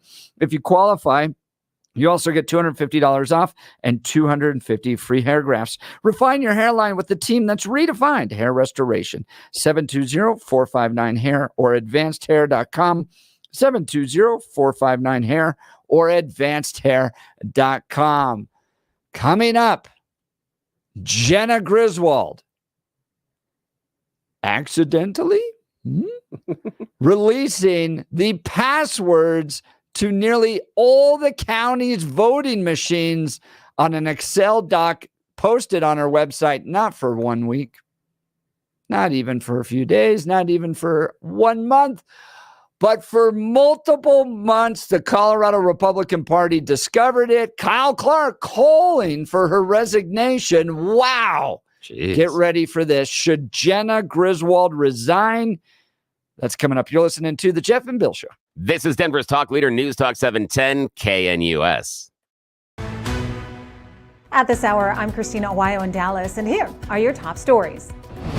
President Donald Trump is speaking out after thousands of potentially fraudulent election forms were received in York County, Pennsylvania. Trump taking to X saying, wow, York County received thousands of potentially fraudulent voter registration forms and mail-in ballot applications from a third-party group. Really bad stuff, he said. Law enforcement must do their job immediately. The Pennsylvania Freedom Caucus confirmed Trump's statements, saying they did indeed uncover thousands of suspected fraudulent registration and mail-in ballot applications and are carefully processing them. This just days after the same thing happened at an elections office in Lancaster County. Thousands of election forms flagged for fraud from the same third-party group. Pennsylvania is a crucial battleground state with 19 electoral votes up for grabs. A primetime CNN discussion that went off the rails led to a conservative writer being thrown off the air and banned from the network. Author Ryan Gidersky was participating in a panel discussion on Newsnight with commentator Mehdi Hassan that devolved into a discussion about anti-Semitism.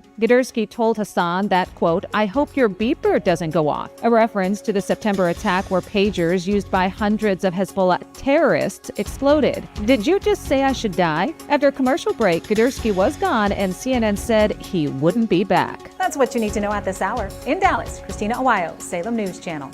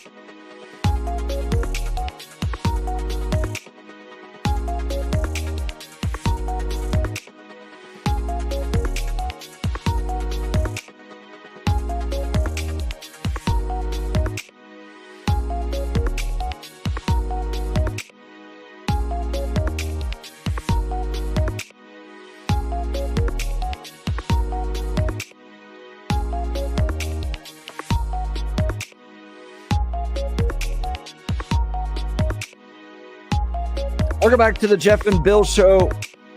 By the way, Pete is going to be leading election night because Billy and I are going to have an early morning on Wednesday. We don't know exactly when we're going to start. It's all kind of fluid right now, but Pete's bringing a great group together. Patty Calhoun from Westward. Yours crossing the aisle, right? Mike Rosen. Yeah, What's that? Rosen is coming. Rosen's going to be there. Rosen is coming out of retirement from Parts Unknown. He's coming back into the studio to hang out with Pete, but we're bringing in someone from another territory. We're breaking the rules. I like Patty. Here we are. No, that's not it. No. Friend of the show, the big man, the law talking guy, Big DC. I don't know who Dan Caplis. Oh, Dan. He's not the other. I wouldn't. No, he's in another territory. He works for. He works for the other team. Different radio station. We like him a lot. We enjoy it. We think he does a great job when he's in the courtroom. But we're not allowed to comment on the quality of his show because he's a competitor. So I'm not going to say one thing or the other. It's a good show. But there's the thing is he's coming over. He's gotten the dispensation. So it's like old wrestling. He's invading the territory. He's a dude coming from a big company coming down here, and he's invading the territory with Pete on election night. This you cannot miss. Speaking of Dan Caplis. Yeah, speaking of it. I've known this guy for well over a decade. Pro-life, pro-family, pro-America. That matters because if you're hurt in an injury case, car accident, slip and fall, whatever it might be, you're going to hire somebody that's on the side of a bus that just went by. That's going to send a message to everybody involved in the case. You need to hire a real pro, right? Dan shares your values. He's a son of a police officer. He's a former seminarian who's dedicated the last 40 years of his life to helping people who are hurt in serious motor vehicle crashes. And that's nice, but you want to win. Dan Caplis wins. Dan is believed to be the only lawyer in Colorado history to win 5 straight multi-million-dollar verdicts in Colorado crash cases. Dan is also believed to have won the largest truck crash verdict in Colorado history. Dan Caplis Law is the official law firm partner of the Denver Nuggets and the Colorado Avalanche. That's how much this guy's trusted. He's a serious lawyer at a serious firm for serious cases. And you're probably saying to yourself, I can't afford him. That's not true. Dan accepts righteous injury cases on a percentage fee basis so that he can represent good people from all walks of life without regard to ability to pay. If you need Dan's help, you got to give him a call.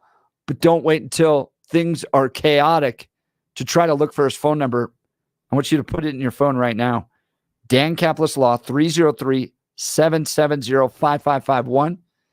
303-770-5551 or hit dancaplisLaw.com.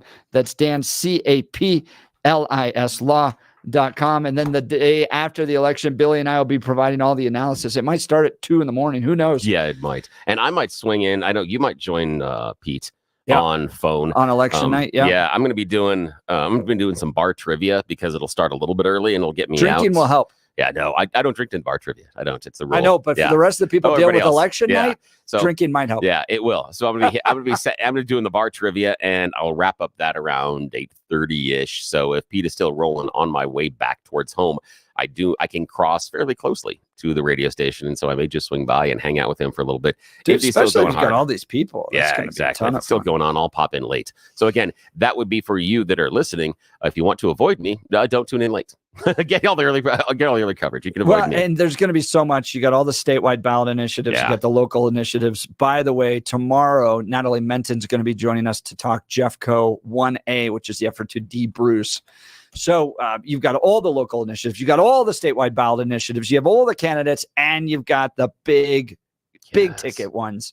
Who's going to control the Senate? Who's going to control the House and the White House? So stick with 710K in US for all of the election coverage. Let's go to... Oh, she just dropped off. Jenna Griswold here. Yeah. And Helen, call us back if you get a chance. We had her waiting, but this was crazy. So here's the story. So lay this out for us. The Colorado Republican Party sent out an email that includes an affidavit that just recently they discovered a document on the Secretary of State's website, and it was an Excel doc. And when you downloaded the Excel doc and you clicked unhide, there is a tab. And in that tab was information about all the voting systems in all the different counties, and it included the BIOS passwords. Why is that important? Well, the BIOS passwords were part of the legal case against Tina Peters, saying that because she put those online, because Tina Peters put those online, she violated the law. Now, there's something I'm going to step in right there. There's a lot more to that, but go ahead. The only thing I'm going to clarify here is inside of those charges, intent was irrelevant. Just the posting, either intentional, by mistake, or routine, didn't matter. I just want to point that out there, that they didn't come out and say that she intentionally. It was just the process that you did ended up having these things be exposed. And I think that's good as far as where you're going in the conversation. Yeah, I just want to make sure that our listeners knew that. Well, this was not about intent. And Kyle Clark's going to ask Jenna Griswold about this. So this is a big deal. Now, this doesn't mean just because you have the passwords, you can access all the voting devices. But you have a systemic problem within the Secretary of State's office of making big mistakes. These passwords are one of two passwords you need to access the voting devices. Now, consider what our good friend of the show, Heidi Ganal, brought up recently about the fact that not all of the devices are completely scraped and scrubbed from being able to access the internet. In fact, there's at least 12 counties that have voting devices that still have the wireless devices connected to them. So all of this is building towards a lot of problems.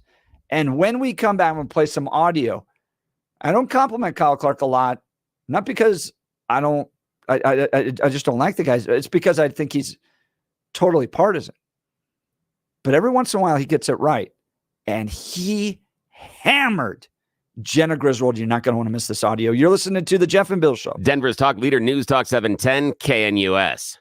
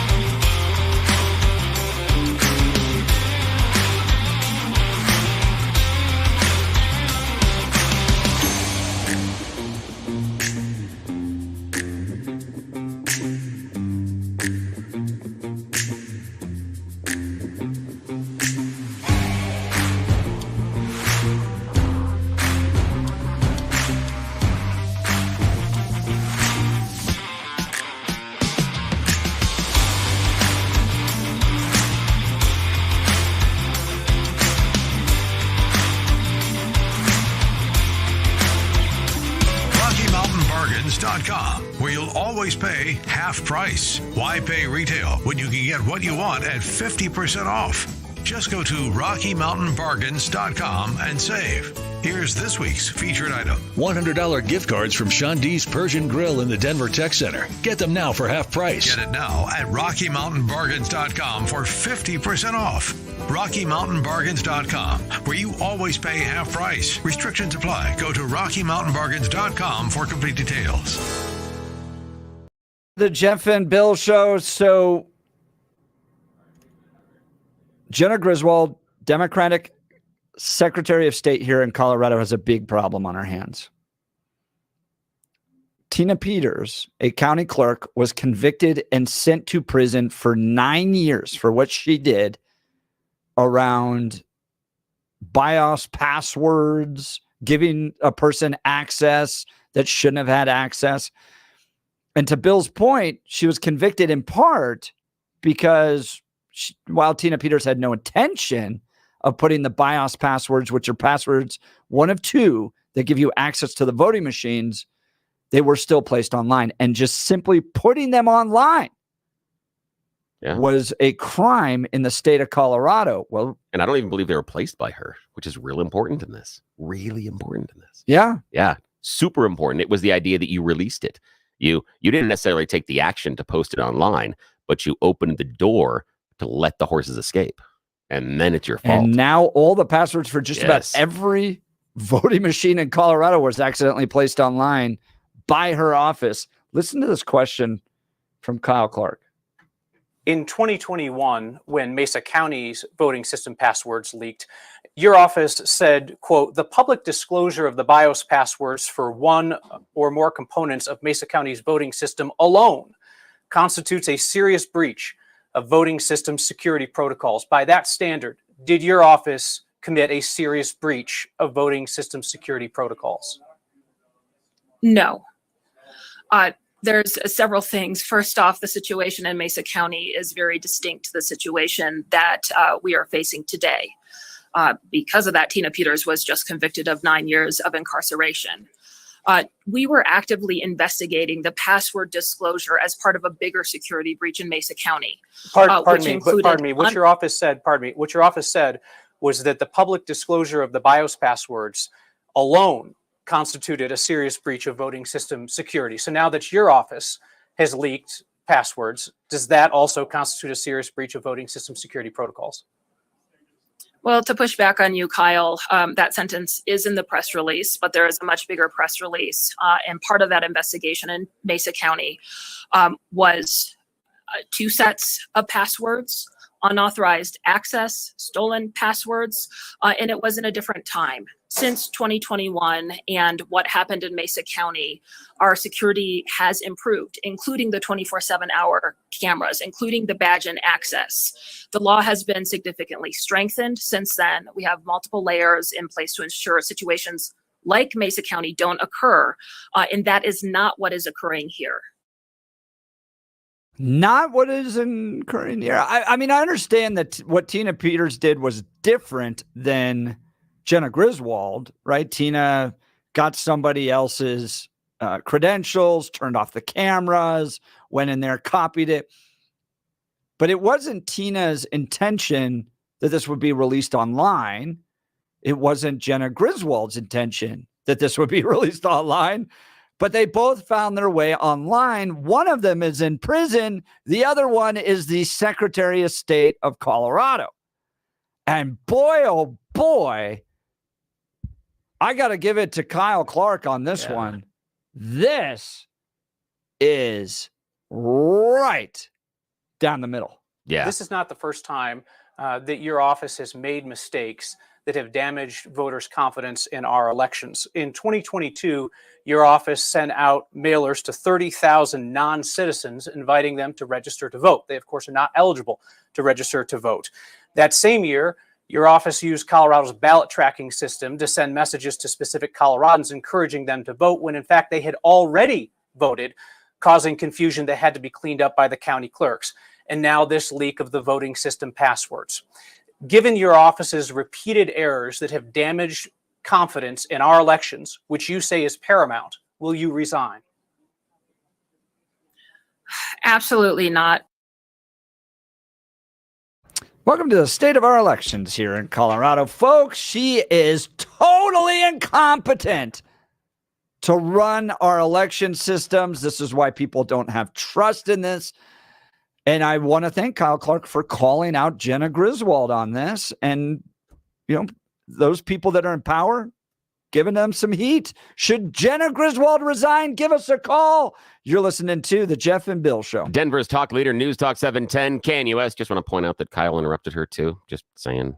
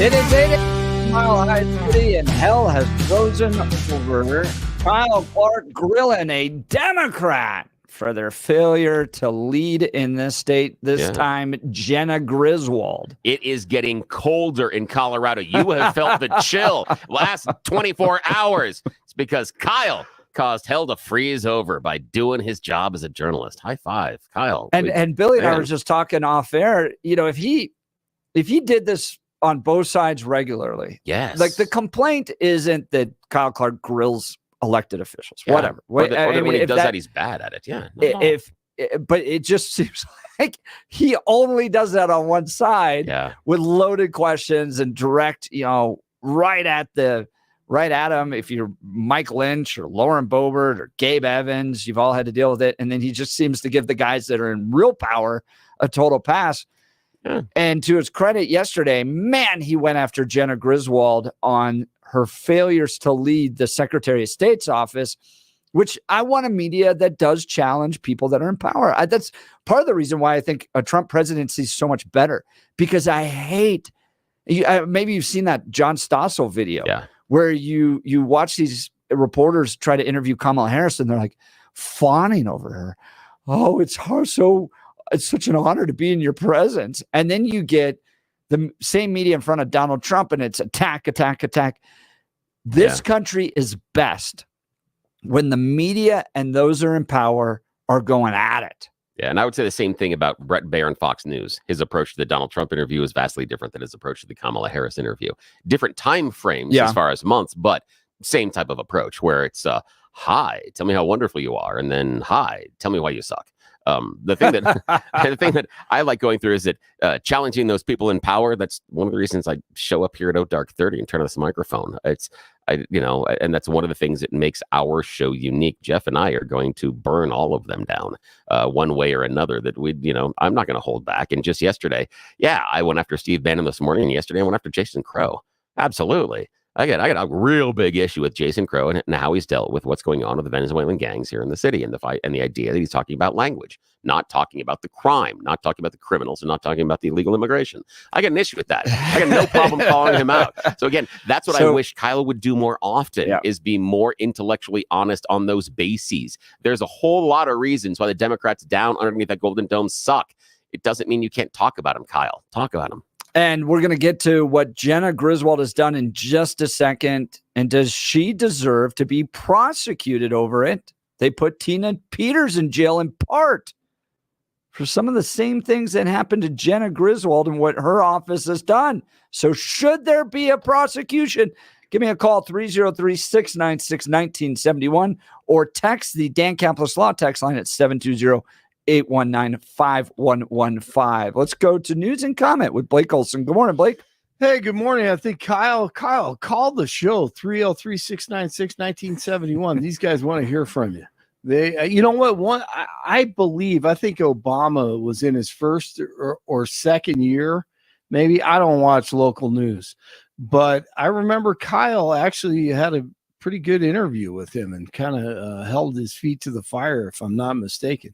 That may have been him. No, he did. Yeah. Come on, call us. Again, it's not the challenging of the elected officials that conservatives have critique about. It's the fact that he just seems to allow those that have the real power, right? Mike Johnston, Jared Polis, the Democrats down at the state legislature, to pretty much get away with whatever they want.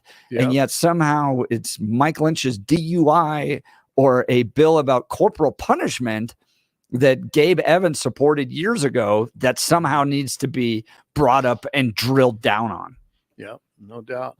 All right, great job, guys. Great show. 36 and cloudy in Denver, expecting a high.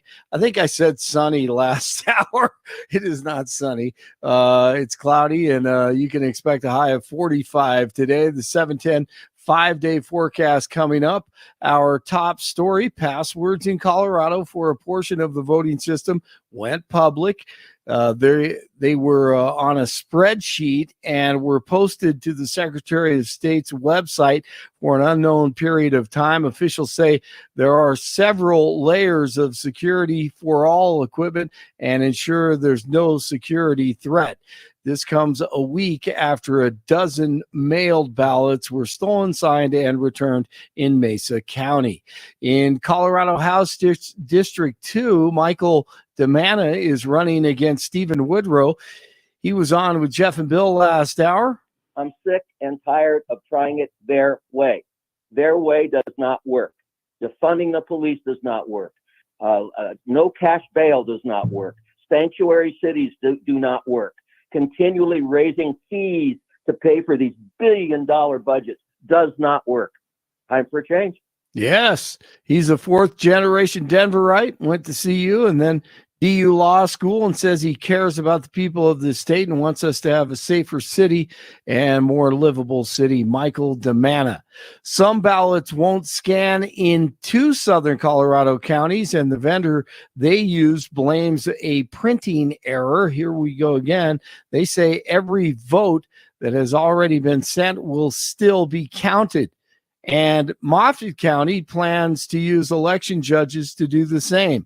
They follow a process specifically for ballots that have been damaged or otherwise unscannable. The only garbage I see floating out there is just supporters. The only garbage I see floating out there is just supporters. Oh, yeah. The trash truck has arrived and I'm jumping in. I'm garbage, according to the president. The only garbage I see floating out there is just supporters. Hey, here we go.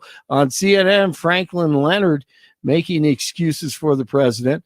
Hey, let's use that stutter thing again. A critical element of running a team and winning is assessing the strengths and weaknesses of your team members and making sure you allocate them in the right way.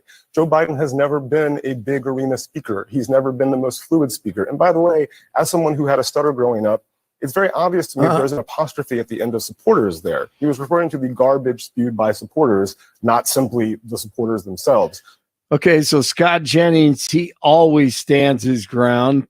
Does a great job on CNN. I actually do believe he, Harris, the Democratic Party, and most of their campaign do believe that half the country is garbage. They've also said people who go to Trump rallies are Nazis. And so it's pretty apparent the disdain with which they hold half of the country in. It's not true. Already litigated it in Kamala's speech tonight. But as a tactical matter today, No, but you don't just get to say why in the that. world is Joe Biden giving remarks at the same I'll give you that.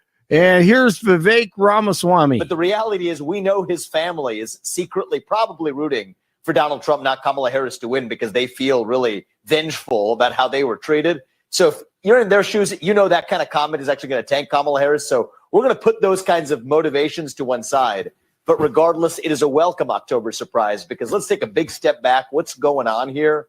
The wheels are coming off the car. They're spiraling. And now you see the accusations of the other side being Hitler or piles of garbage. You're going to hear a lot about threats to democracy in the next week. They are flailing. And Kamala Khan gave her final major address in D.C. Tuesday. She said, this is a choice between having a country rooted in freedom or ruled by chaos and division. She knows all about that chaos and division stuff. Here she is last night. America, for too long, we have been consumed with too much division, chaos, and mutual distrust. And it can be easy then to forget a simple truth. It doesn't have to be this way. It doesn't have to be this way. That is correct. So make sure you don't vote for her. It is time to stop pointing fingers. We have to stop pointing fingers and start locking arms. Remember her 4 years ago? This is a movement, I'm telling you. They're not going to stop. And everyone beware, because they're not going to stop. They're not going to stop before Election Day in November, and they're not going to stop after Election Day. And that should be, everyone should take note of that on both levels, that they're not going to let up, and they should not. And now just nothing but joy. And she's making a vow to love and joy and lock arms. And then, how about this vow? I pledge to listen to experts. Oh, great. Remember that. She's going to listen to the experts, guys like Fauci and all these nut jobs.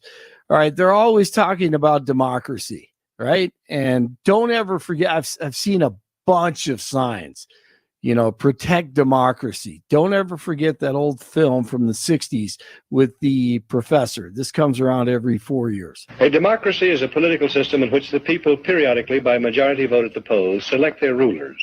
The rulers then have absolute power to make whatever laws they please by majority vote among themselves.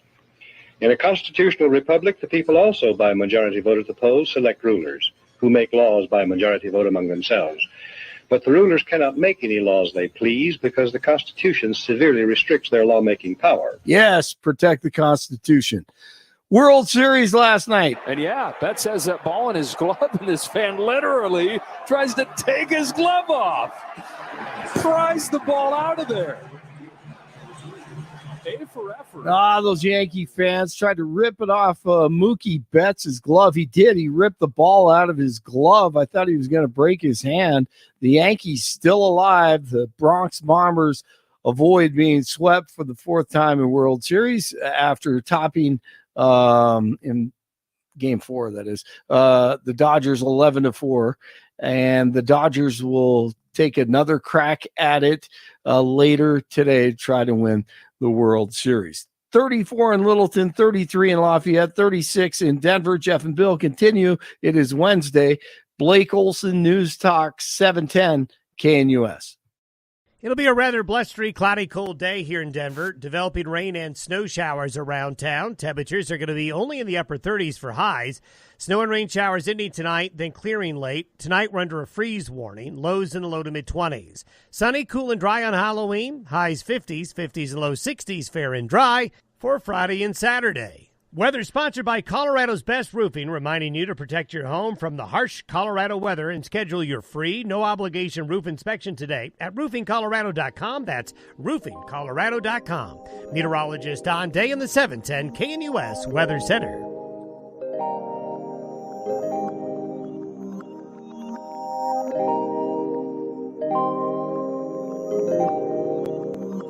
Welcome back to the Jeff and Bill Show. Coming up in just a few minutes, the chairman of the Republican Party is going to join us about a big brewing scandal. Jenna Griswold, Colorado Secretary of State, on her own website, had published information about all the different voting systems out there. But what they discovered is that when you downloaded the Excel sheet and you clicked unhide, there came a whole tab that listed details about the voting machines, including their BIOS passwords. Now, why does this matter? Well, the BIOS passwords are one of two passwords you need to be able to access the voting machines. And there's a few issues with this. One, Heidi Gonzalez pointed out that in at least 12 counties, there's still wireless machines connected to those voting machines that haven't been scraped. And even though she's called for Jenna Griswold to take those devices out, they haven't. That's one issue. But probably the biggest issue is that Tina Peters was convicted and sentenced to jail for 9 years, in part because those same passwords were leaked under her watch. And Kyle Clark brings this up. In 2021, when Mesa County's voting system passwords leaked, your office said, quote, the public disclosure of the BIOS passwords for one or more components of Mesa County's voting system alone constitutes a serious breach of voting system security protocols. By that standard, did your office commit a serious breach of voting system security protocols? No. There's several things. First off, the situation in Mesa County is very distinct to the situation that we are facing today. Because of that, Tina Peters was just convicted of 9 years of incarceration. We were actively investigating the password disclosure as part of a bigger security breach in Mesa County. Pardon me. What your office said was that the public disclosure of the BIOS passwords alone constituted a serious breach of voting system security. So now that your office has leaked passwords, does that also constitute a serious breach of voting system security protocols? Well, to push back on you, Kyle, that sentence is in the press release, but there is a much bigger press release. And part of that investigation in Mesa County was 2 sets of passwords, unauthorized access, stolen passwords, and it was in a different time. Since 2021 and what happened in Mesa County, our security has improved, including the 24/7 hour cameras, including the badge and access. The law has been significantly strengthened since then. We have multiple layers in place to ensure situations like Mesa County don't occur, and that is not what is occurring here. Should Jenna Griswold resign over this, or possibly even face prosecution?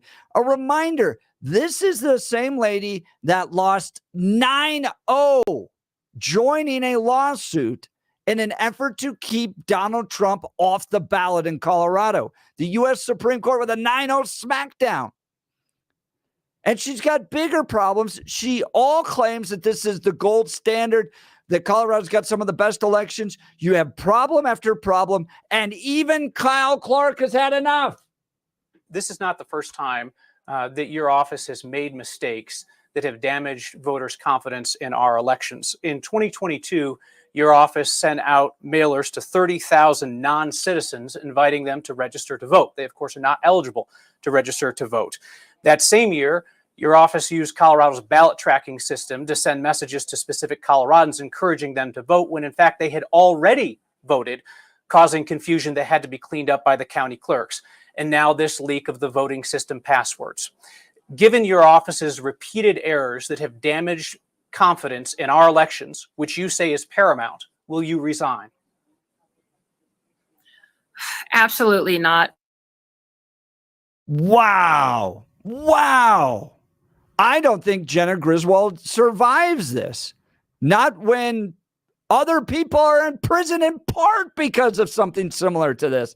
Let's go to the phone lines. Francis Golden, good morning. You're on the Jeff and Bill Show, News Talk 710 KNUS. Hey, I have a theory about this, you guys. And Jenna Griswold, if you remember a few years ago, didn't she just have like massive staff turnover? Yes. Yeah. And actually she paid, the state paid on a discrimination claim out of that office as well, at least one. And this sounds awfully kind of inside baseball techie to be able to stick a unhide button on a spreadsheet and suddenly you pop it open and it spills out all the passwords and demographics of the voting machines. I think somebody inside her office who's got no use for Jenna Griswold has done this in an attempt to kind of, and then spilled the beans on her. Because who else is going to find this? Like what, you know, is somebody going to even know what they're looking at if you click at the unhide button? Yeah. And this is all a lesson in why you don't be a jerk, a partisan jerk to your subordinates, because guess what? You rely on them. Well, and Francis, to your point, I want to bring this up. Like in most cases throughout nearly all of Colorado history, nobody even knew who the Secretary of State was. It was literally like the referee on the field. You just wanted competency. I don't care what team you're on. I just want you to do a good job so people's elections are fair. She has been one of the, arguably the most partisan Secretary of State, maybe in the country, taking her talking points from Planned Parenthood. Do you remember that? She got in that scandal because she was running her press releases by Planned Parenthood. What Secretary of State needs to do that? Huge staff turnover, joins the lawsuit to try to kick Trump off the ballot, loses 9-0, and then as Kyle Clark just listed, scandal after scandal after scandal rooted in incompetency. Yep. And remember, wasn't the Planned Parenthood stuff, the primary complaint was that she was using the office resources, the state's resources, to basically advocate for a separate entity's goals and existence. And I bring that up in the context of Dave Williams coming up, but I even think this could be as far as almost a Democratic inside job, because I don't think a lot of Democrats care for Jenna Griswold. I think they feel that she is over the top, not just way too partisan, and under these circumstances is seeking the governorship, which is what she's doing. I agree. And can't get elected. And so I could see this being either somebody who's, pretty right wing and, sympathetic to the Tina Peters situation doing this, or somebody who's pretty left wing who recognizes Jenna Griswold can't be elected dog catcher on a office like governor and ratting her out. I mean, I don't, this seems way too, this is more than a mistake. Somebody had to affirmatively put that link into that spreadsheet, and then somebody had to know what they were looking at. And I think that's where the communication stuff comes into play. Somebody ratted her out, and now she's going to have to face the music, and it couldn't happen to a better person. Yeah, Griswold's Francis, you got a horrible. point there, man. I can get the idea that maybe someone ratted her out. The other thing that I could get my mind around is just incompetence, of not understanding or being the proper manager. Because let's just say that for whatever reason, they have a spreadsheet that does have a hide feature on it that contains some of the passwords for the voting systems. If we were in a meeting, I'm pretty sure that Francis, Jeff, and myself would not raise our hand when we said, who wants to post this online? Even though we said hide. The simplest thing to do that would take not more than 120 seconds is to create a new spreadsheet and take the beginning pages and cut and paste. It is remarkably easy to generate a brand new document that wouldn't have the hidden files, but they didn't bother to do it. That is incompetence on a level that is shocking. And that's why you can maybe get around where you're going, Francis, the idea that someone set her up or at least knew this happened and said, here, I am going to show how inept you actually are at your job. This is shocking. All right, so boys, I got a question for you. A question for you. Tina Peters was charged and convicted in part. I recognize there's a lot more stuff there, but in part because while she didn't intend the BIOS passwords to get leaked online, they were. And to Bill, to your point, that was crime in itself. Yes, that's it. Not intent. Is Jenna Griswold facing criminal charges at this point? I want to go one better than you. And here I want to do, Francis, I want to get your reaction to this because shout out to Joe from Arvada. Joe from Arvada just called off air. He said he does understand he was on the air yesterday, but he wanted to bring something to the table. And it dovetails nicely off of what Jeff said. Here's the question. We're going to ask Joe from Arvada's question. Should Jenna Griswold get charged in this case, or should Tina Peters' sentence be reduced, or should she be released because of what has happened? What's your reaction to that, Francis? I don't think you can do anything with the Tina Peters situation. That's done and cooked. And you can complain about the sentence and all that, but it doesn't mean that Jenna Griswold shouldn't be charged. I mean, they're two separate things altogether. And I think Tina Peters' situation is by the boards. I mean, I know she's going to appeal it and whatever, and it's all a bunch of fact issues that aren't appealable. But I definitely think Jenna should get. I have got no use for Jenna Griswold, but it seems to me if Tina Peters, who was kind of captain of her ship, went down with it because of these things, why not Jenna Griswold? I mean, if there is a leak somewhere and somebody's putting these passwords into spreadsheets, which, like you said, Billy, if everybody's in a meeting and somebody said, hey, what if we put this little hide button? Don't you think that's secure enough to keep these passwords safe and we can put that in a spreadsheet? Nobody's going to say, yeah, great idea. Somebody else in that office is facing criminal charges too. If not, whoever may have done this. I just smell a humongous rat here. This, I don't think I think it's beyond incompetence because somebody did this. And I don't think it was Jenna. I think it was somebody who has no use for Jenna. I mean, nobody in their right mind would think this makes sense to do. Yeah. And they would know that it's criminal now. Francis, great call. Really appreciate it. You. Francis's line will be open 303-696-1971, 303-696-1971, or text us on the Dan Caplis Law Text line. Headline, Channel 9 News, Colorado Secretary of State posted spreadsheet with voting system passwords online. And one of the big questions, by the way, I have this interview up on my X account. If you go to x.com/Jeff Hunt. Yeah, go check it out. In a 15-minute conversation between Kyle Clark and Jenna Griswold, Kyle asked a very important question. Would she have come public with this if it weren't for the Colorado Republican Party? Ooh, good question.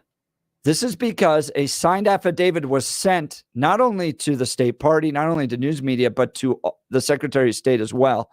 And Jenna indicated that she knew about this ahead of time, was in the middle of researching and investigating how this happened and the impact it was going to have.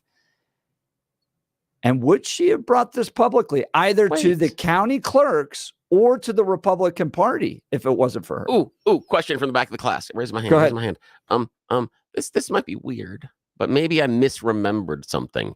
Wasn't it a couple of weeks ago where we had some funky ballots in Mesa County? Yeah. And during an investigation, someone came out leaked it. and said something was public. But now, during her investigation, things are not supposed to be public. That's weird. I'm confused. Well, we are going to talk directly with the chairman of the Colorado Republican Party in just a few minutes about this. They were the ones that really pushed this out, released this in an email yesterday to media, including the signed affidavit. So we're going to get details from Dave Williams. You're not going to want to miss this conversation. Look, did you wake up with joint pain today? Does it hurt when you do even the most routine physical activities? Have they told you it's time for knee or hip replacement surgery? Stop what you're doing and listen. You deserve a life of comfort and ease with no surgery and no meds. At QC Kinetics, they can get you there. QC Kinetics is the nation's leader in regenerative cellular treatments for joint pain. This is an all-natural approach that harnesses your body's own healing properties to treat the root cause of your arthritic pain. Everybody's talking about this. Joel in our office playing more golf than ever, simply because he gave QC Kinetics a call. It's so cutting edge. The protocols developed by QC Kinetics are life-changing for so many people. Tens of thousands of satisfied patients with more every day. Yes, you can have real lasting relief from chronic joint pain without drugs, without surgery, without downtime. Discover your options with advanced regenerative medicine at QC Kinetics. The consultation is absolutely free. Here's their phone number. Get ready. Write it down. 303-900-8986. That's 303-900-8986 with locations in Aurora, Superior, Highlands Ranch, and Colorado Springs. Coming up, Dave Williams. You're listening to The Jeff and Bill Show. Denver's talk leader, News Talk 710 KNUS. At this hour, I'm Christina Awayo in Dallas, and here are your top stories.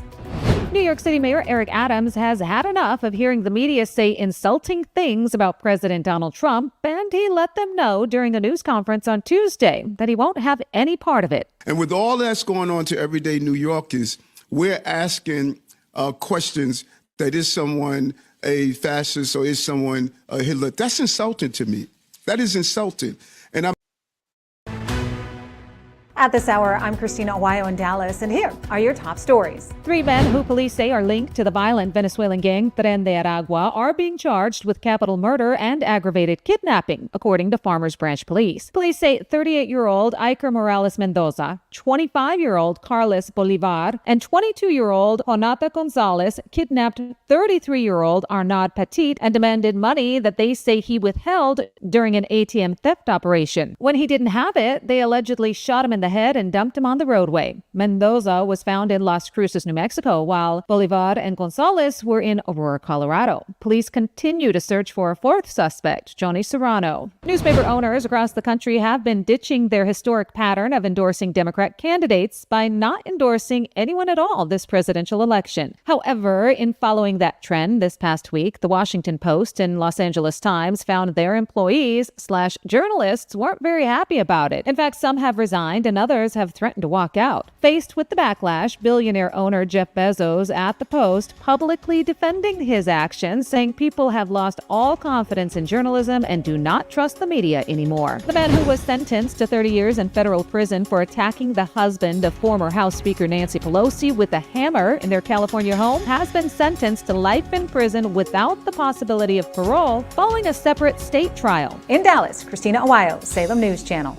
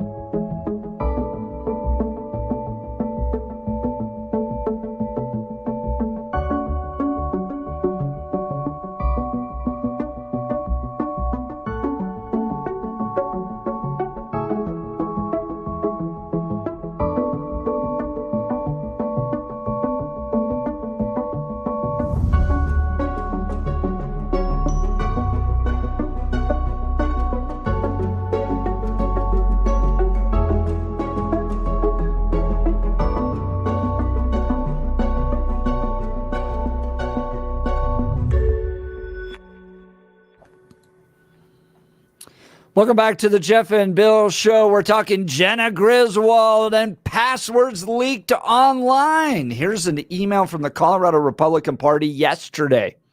Colorado election passwords leaked and system may be compromised. According to an affidavit sent to the Republican Party of Colorado, Colorado Secretary of State Jenna Griswold shared a file on her website that contained over 600 BIOS passwords for voting system components in 63 of the state's 64 counties. On Thursday, October 24th, 2024, those BIOS passwords were discreetly removed by an unnamed official. A letter from the Colorado GOP has been sent to the Colorado Secretary of State's office and can be reviewed below further on the email. The passwords were not encrypted or otherwise protected. This means they were available for public consumption.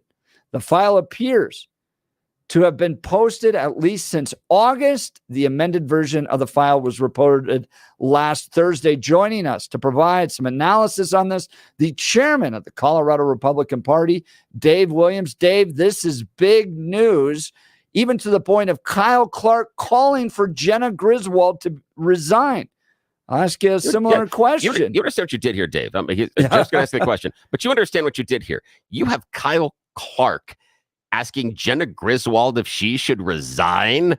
Buddy, you have changed the tilt of the planets. You have done a good job. Yeah, look, I don't know if Kyle's being altruistic here. I think he's sensing how big and damaging this is, and so he wants to certainly be a part of the crowd seeking accountability so that when we criticize him down the road, he can point back to something about him being fair. But I don't buy it necessarily. I'm glad he's doing it, but he's not some sort of truth seeker here in all this. Should Jenna Griswold resign? I mean, I thought she should have resigned, long ago, especially when she tried to kick Donald Trump off the ballot. This is certainly another reason why she shouldn't be in the Colorado Secretary of State's office. I think what's particularly telling, if you watch that entire interview with Kyle, she admits sort of towards the end that she wouldn't have disclosed this information had it not been for the party breaking the news. So there's kind of a cover-up going on here, and I think this is all going to unfold and come to light as people start looking at this more and more. But I don't know how much more we need to do to demonstrate that we don't have a gold standard here. And the hypocrisy, that's the other thing that I want to really point out. I know Tina Peters is certainly a lightning rod in Colorado politics, but Jenna Griswold wanted Tina to go to jail for essentially the same thing in one county, in Mesa County. And so my question is, okay, Jenna Griswold did this for 63 different counties with over 600 passwords. Does that mean she gets to go to jail and prison as well? I mean, I want to know what the standard is, because there does definitely seem to be a double standard. Yeah. That was what we were discussing just before you came on, was that Tina Peters was sent to prison in part, not because she looked to leak the passwords. She said she didn't intend those to end up on the internet, but they ended up on the internet. So she was in part sent to prison for this exact same thing. Do you think Jenna Griswold should be criminally prosecuted for this? I think the same standard that she wished to apply against Tina Peters, or anyone that would think about doing what Tina Peters was accused of, should apply to her. I mean, this is the problem. You live by the sword, you die by the sword. And I think Jenna was definitely caught in a big scandal here, and she should be held accountable accordingly. The problem is she's in the Denver district, judicial district, and I don't think Beth McCann's going to open up a criminal case like Dan Rubenstein did. But that doesn't mean we can't push back and try to hold her accountable. I mean, there should be the legislature, especially the Republicans, they need to call for some sort of investigative audit of some sort. We really need to understand what the implications are, especially 6 weeks out. There needs to be an emergency hearing of some sort. Jenna, when she was attacking Tina Peters, said that the BIOS password leak was a serious security breach. Well, this is times 63 counties. I want to know if it was a serious security breach in the Tina Peters situation, then it's got to be a serious security breach here? Which one is it? Is essentially the question. Yeah, Dave Williams, chairman of the Colorado GOP, joining Jeff and Bill live. I think you are 110% correct on this one, Dave. And I think the extra thing that we need to add into the argument and the discussion about how Tina was treated and looking at what Jenna's behavior is and how she's going to be treated is based on the word intent. Because when Jenna came out and talked about what Tina did with relationship to the passwords, and only the passwords, intent wasn't part of it. When Tina was convicted for this part of the case and when she was sentenced, intent wasn't part of it. It was irrelevant whether or not Tina intended the passwords to be leaked online or not. Because she had them and gave them to someone else and they did, she was held responsible. And in my case, I think that this is the same thing with Jenna. Jenna, I don't think intended for this to happen, but that's irrelevant. The choices she made and the decisions she made led to this happening. In the same case with Tina, intent doesn't matter. The result matters. And if we're going to be equal on this one, Jenna should face, as you eloquently outlined, the same type of consequences that Tina faced, because intent in this issue is irrelevant. Yeah, I would tend to agree that it is irrelevant. But I think if we want to talk about intent, let's talk about the fact that she did, in fact, catch herself. And then she quietly tried to sweep it under the rug. I mean, there is a cover-up going on here. And we're going to do our part to expose this. But I think it's a serious question that Jenna needs to go before the legislature or some sort of maybe court of law. And she needs to put her right hand up and swear under oath. And the question needs to be asked, why weren't you going to disclose this? Why did it take the chairman of the Colorado Republican Party sending a press release out before you actually addressed it and did an emergency meeting with all the clerks? I mean, a lot of people don't know this. We figured this out yesterday. There was an emergency meeting with the Deputy Secretary of State, I believe, and the county clerks, and they were asking a lot of the same questions that we're talking about right now. I mean, this is a big scandal, and the fact that they're trying to downplay it so as to cover their own backsides, I think is very telling. Now, we are going to put this in the Jeff and Bill big book of things that Bill says, because we keep track of all the dumb things that come out of my mouth, but this may be a smart thing. Here within 5 minutes, twice, I'm going to say Dave Williams, chairman of the Colorado GOP, is 110% correct on this issue, that he has nailed this. You and I have gone back and forth on a bunch of different things, my friend. This is fantastic, what you have done here. And this is why it is so important, is we can jump in just a little Wayback Machine a couple of weeks ago. And let's see, what was Jenna doing when there were some fake ballots that were found in Mesa County and an investigation was going on? She ran to the media as quickly as she could to talk about the investigation and how this was serious. Yet when there is something that happens inside of her own office, she's tight-lipped. She holds private meetings, and it takes our Colorado GOP to bring the issue to the forefront and expose this massive security breach. But a couple of weeks ago, Jenna was running in front of the TV cameras to talk about a dozen ballots. We're talking with Dave Williams. He's the chairman of the Colorado Republican Party about this Jenna Griswold scandal. Dave, I got to ask you a question about who on the Republican side should lead this investigation. Would it be Rose Puglisi? Is it those in the House? You've called for an emergency investigation to dive into Jenna Griswold's leadership of this election cycle. It's next week. There's a lot coming up. Who do you think should lead this?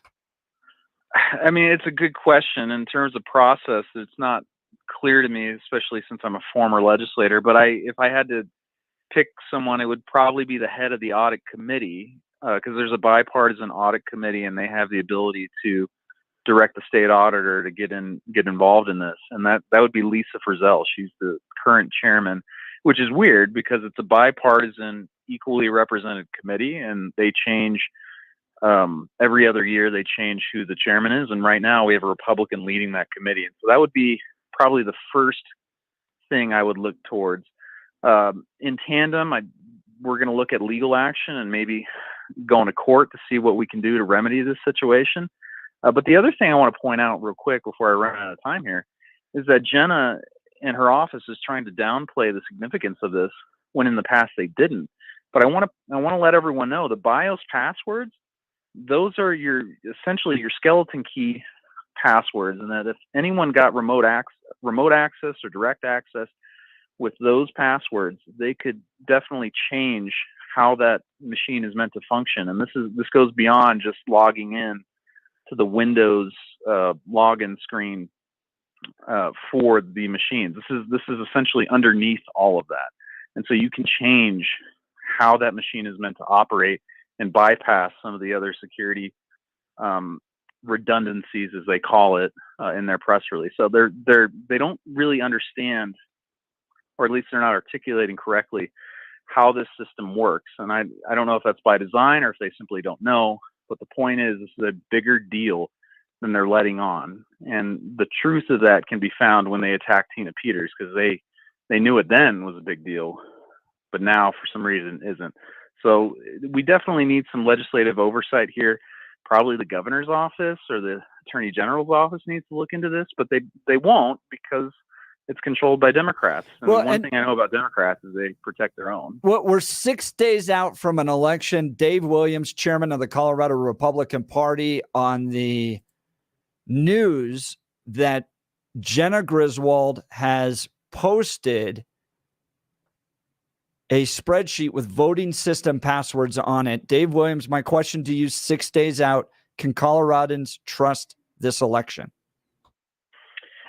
I don't think so. Again, these passwords were exposed for not like just a day. This goes back all the way to August, several months. We don't know who obtained any of these passwords. We don't know who may have gained and if you combine this story with what Heidi Ganahl broke a few weeks ago about how the machines can be remotely accessed, this is a very dangerous, I think, the dangerous situation we find ourselves in, which is why we sent the letter. We need assurances somehow, right? And now it's time for county clerks to come out of their their offices and start demanding some sort of assurances as well. I mean, the Secretary of State really put us in a bind, and she probably should be prosecuted. But I think for right now, we need to at least get a handle on whether or not we can trust these election outcomes.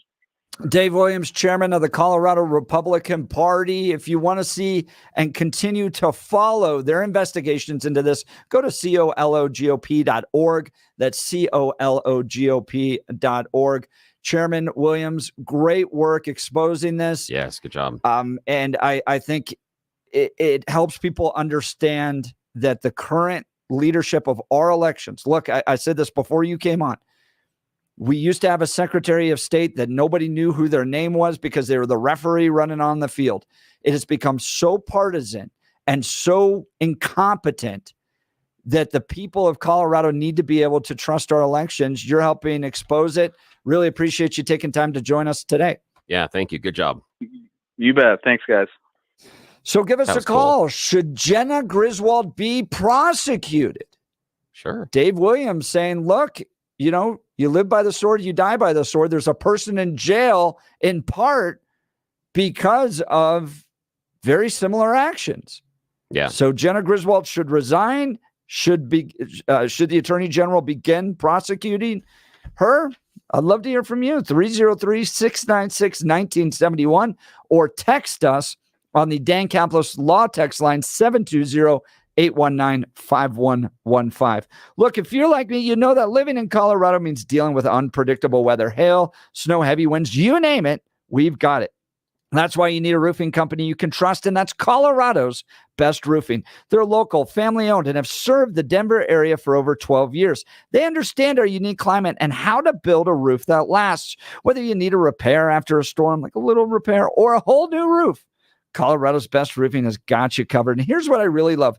They offer a free, no-obligation inspection. They'll come out, take a look, and give you an honest assessment. No pressure, no gimmicks, just straight talk from the pros. Plus, they work with your insurance company to make sure you get the coverage you deserve. So don't wait until the next big storm hits. Give Colorado's Best Roofing a call today at 303-797-7663 or visit them at roofingcolorado.com. That's 303-797-7663 or roofingcolorado.com. Trust the best. Colorado's best roofing. We'll get to your calls and texts. You're listening to The Jeff and Bill Show. This is Denver's Talk Leader, News Talk 710 KNUS. Remember, kids, stupid is not a criminal defense.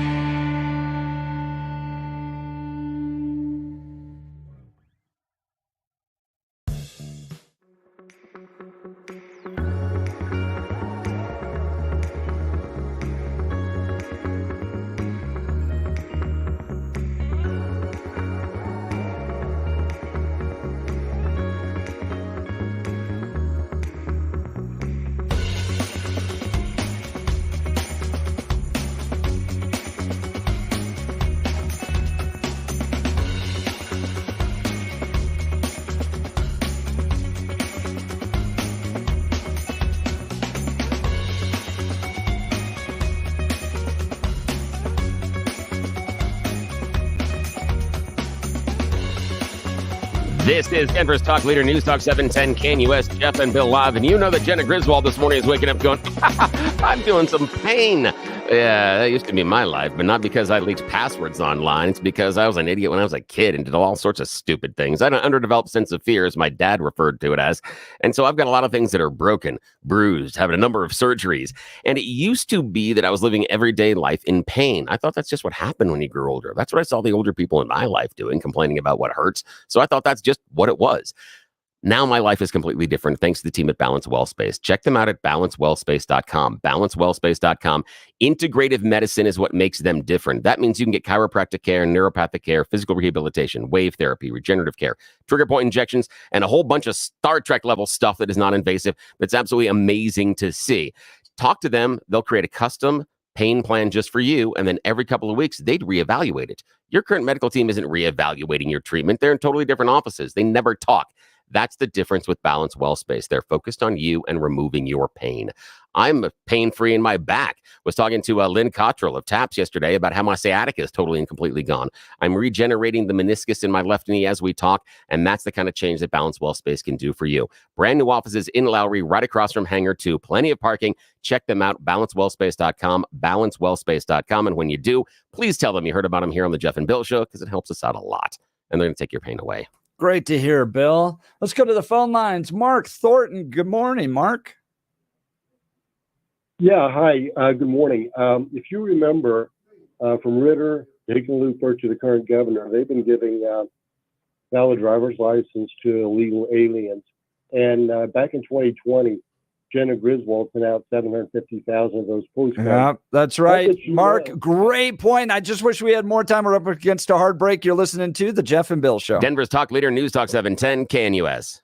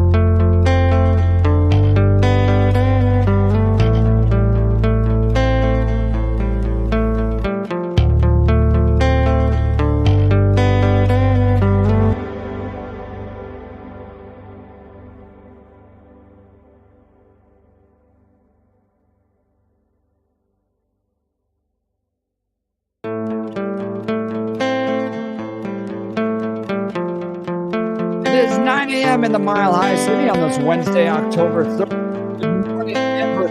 So you tuned into the Jeff and Bill Show. News Talk 10 KNUS. I'm your co-host, Jeff Hunt, along with Bill Thorpe, bringing you the freshest insights and hottest takes from the right, left, and center. Great conversation with Dave Williams, Colorado Republican Party, exposing that Colorado election passwords were leaked and system may be compromised.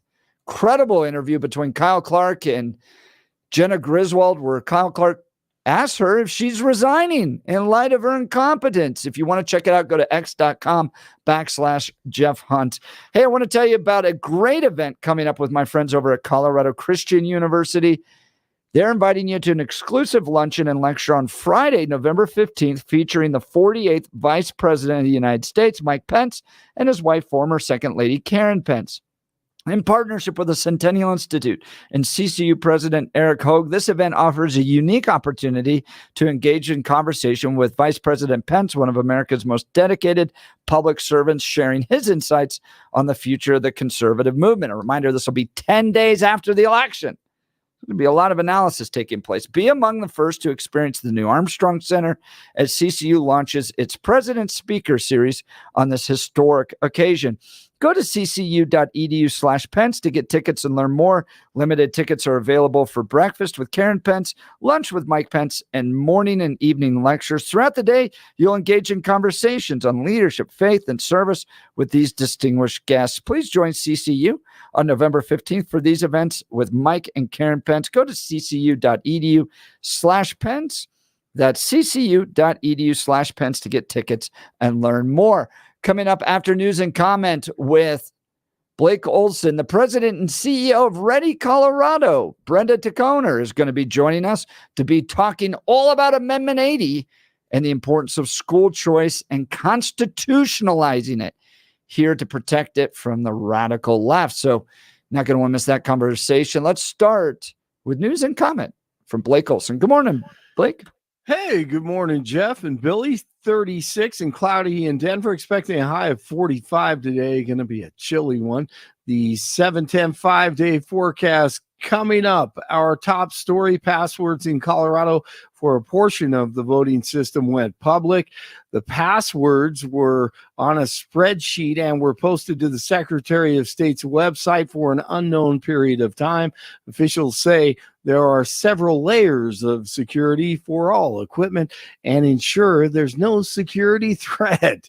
This comes a week after a dozen mailed ballots were stolen, signed, and returned in Mesa County. Colorado GOP Chair Dave Williams on with the fellas last hour. And should Secretary of State Jenna Griswold resign? I mean, I thought she should have resigned, long ago, especially when she tried to kick Donald Trump off the ballot. This is certainly another reason why she shouldn't be in the Colorado Secretary of State's office. I think what's particularly telling, if you watch that entire interview with Kyle, she admits sort of towards the end that she wouldn't have disclosed this information had it not been for the party breaking the news. So there's kind of a cover-up going on here, and I think this is all going to unfold and come to light as people start looking at this more and more. In Colorado House District 2, Michael DiManna is running against Steve Woodrow. He was on earlier. I'm sick and tired of trying it their way. Their way does not work. Defunding the police does not work. No cash bail does not work. Sanctuary cities do not work. Continually raising fees to pay for these billion-dollar budgets does not work. Time for a change. Amen. He's a fourth-generation Denverite, went to CU and then DU Law School, and says he cares about the people of the state. The candidates are hitting swing states with the election just 6 days away. Kamala Khan in North Carolina before heading to Pennsylvania and Wisconsin later today.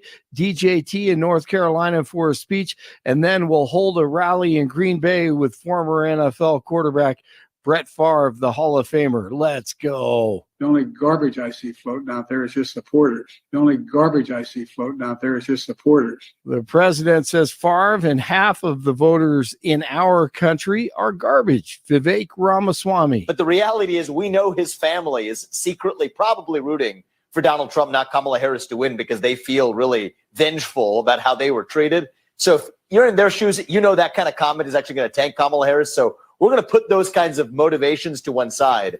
But regardless, it is a welcome October surprise because let's take a big step back. What's going on here? The wheels are coming off the car. They're spiraling. And now you see the accusations of the other side being Hitler or piles of garbage. You're going to hear a lot about threats to democracy in the next week. They are flailing. And Scott Jennings. I actually do believe he, Harris, the Democratic Party, and most of their campaign do believe that half the country is garbage. They've also said people who go to Trump rallies are Nazis. And so it's pretty apparent the disdain with which they hold half of the country in. It's not true.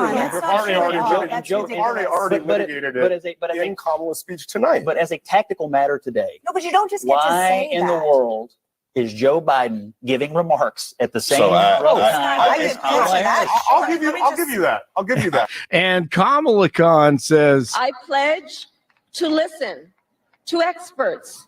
yes, the experts to rule your lives. That's the Khan last night in her final sales pitch. America, for too long, we have been consumed with too much division, chaos, and mutual distrust. And it can be easy then to forget a simple truth. It doesn't have to be this way. It doesn't have to be this way. It is time to stop pointing fingers. We have to stop pointing fingers and start locking arms.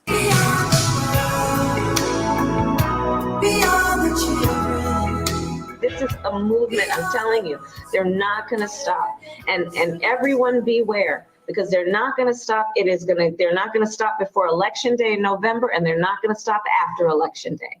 And that should be, everyone should take note of that on both levels, that they're not going to let up, and they should not. Yeah, those rioters shouldn't let up. They should go out and then just wreak havoc and wreak hell all over the country like they did in 2020. Nice job, Kamala Khan. The Supreme Court is allowing Virginia to move forward with the removal of around 1,600 alleged non-citizens from the state's voter rolls. A request from the state officials was granted by the High Court to pause a lower court ruling that blocked Virginia from moving forward with its removal program that started in August. Virginia had argued the lower court's ruling violated state law and mandated a variety of disruptive measures.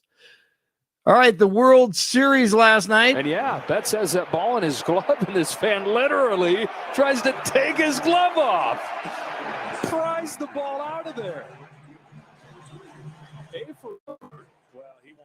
Two Yankees fans were tossed from Game 4 of the World Series last night for taking a foul ball out of Mookie Betts' glove.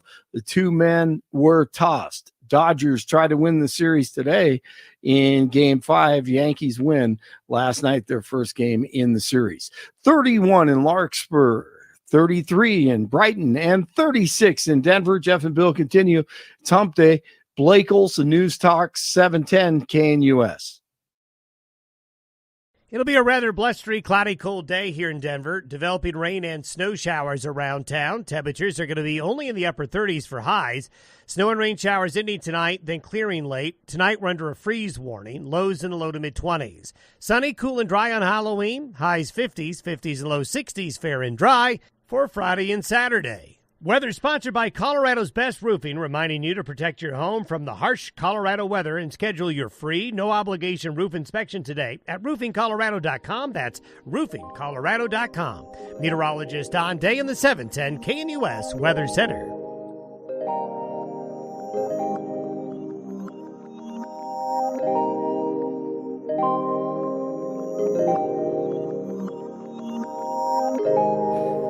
One of the most consequential amendments on this year's ballot. It's due next week. You got to get that in right now.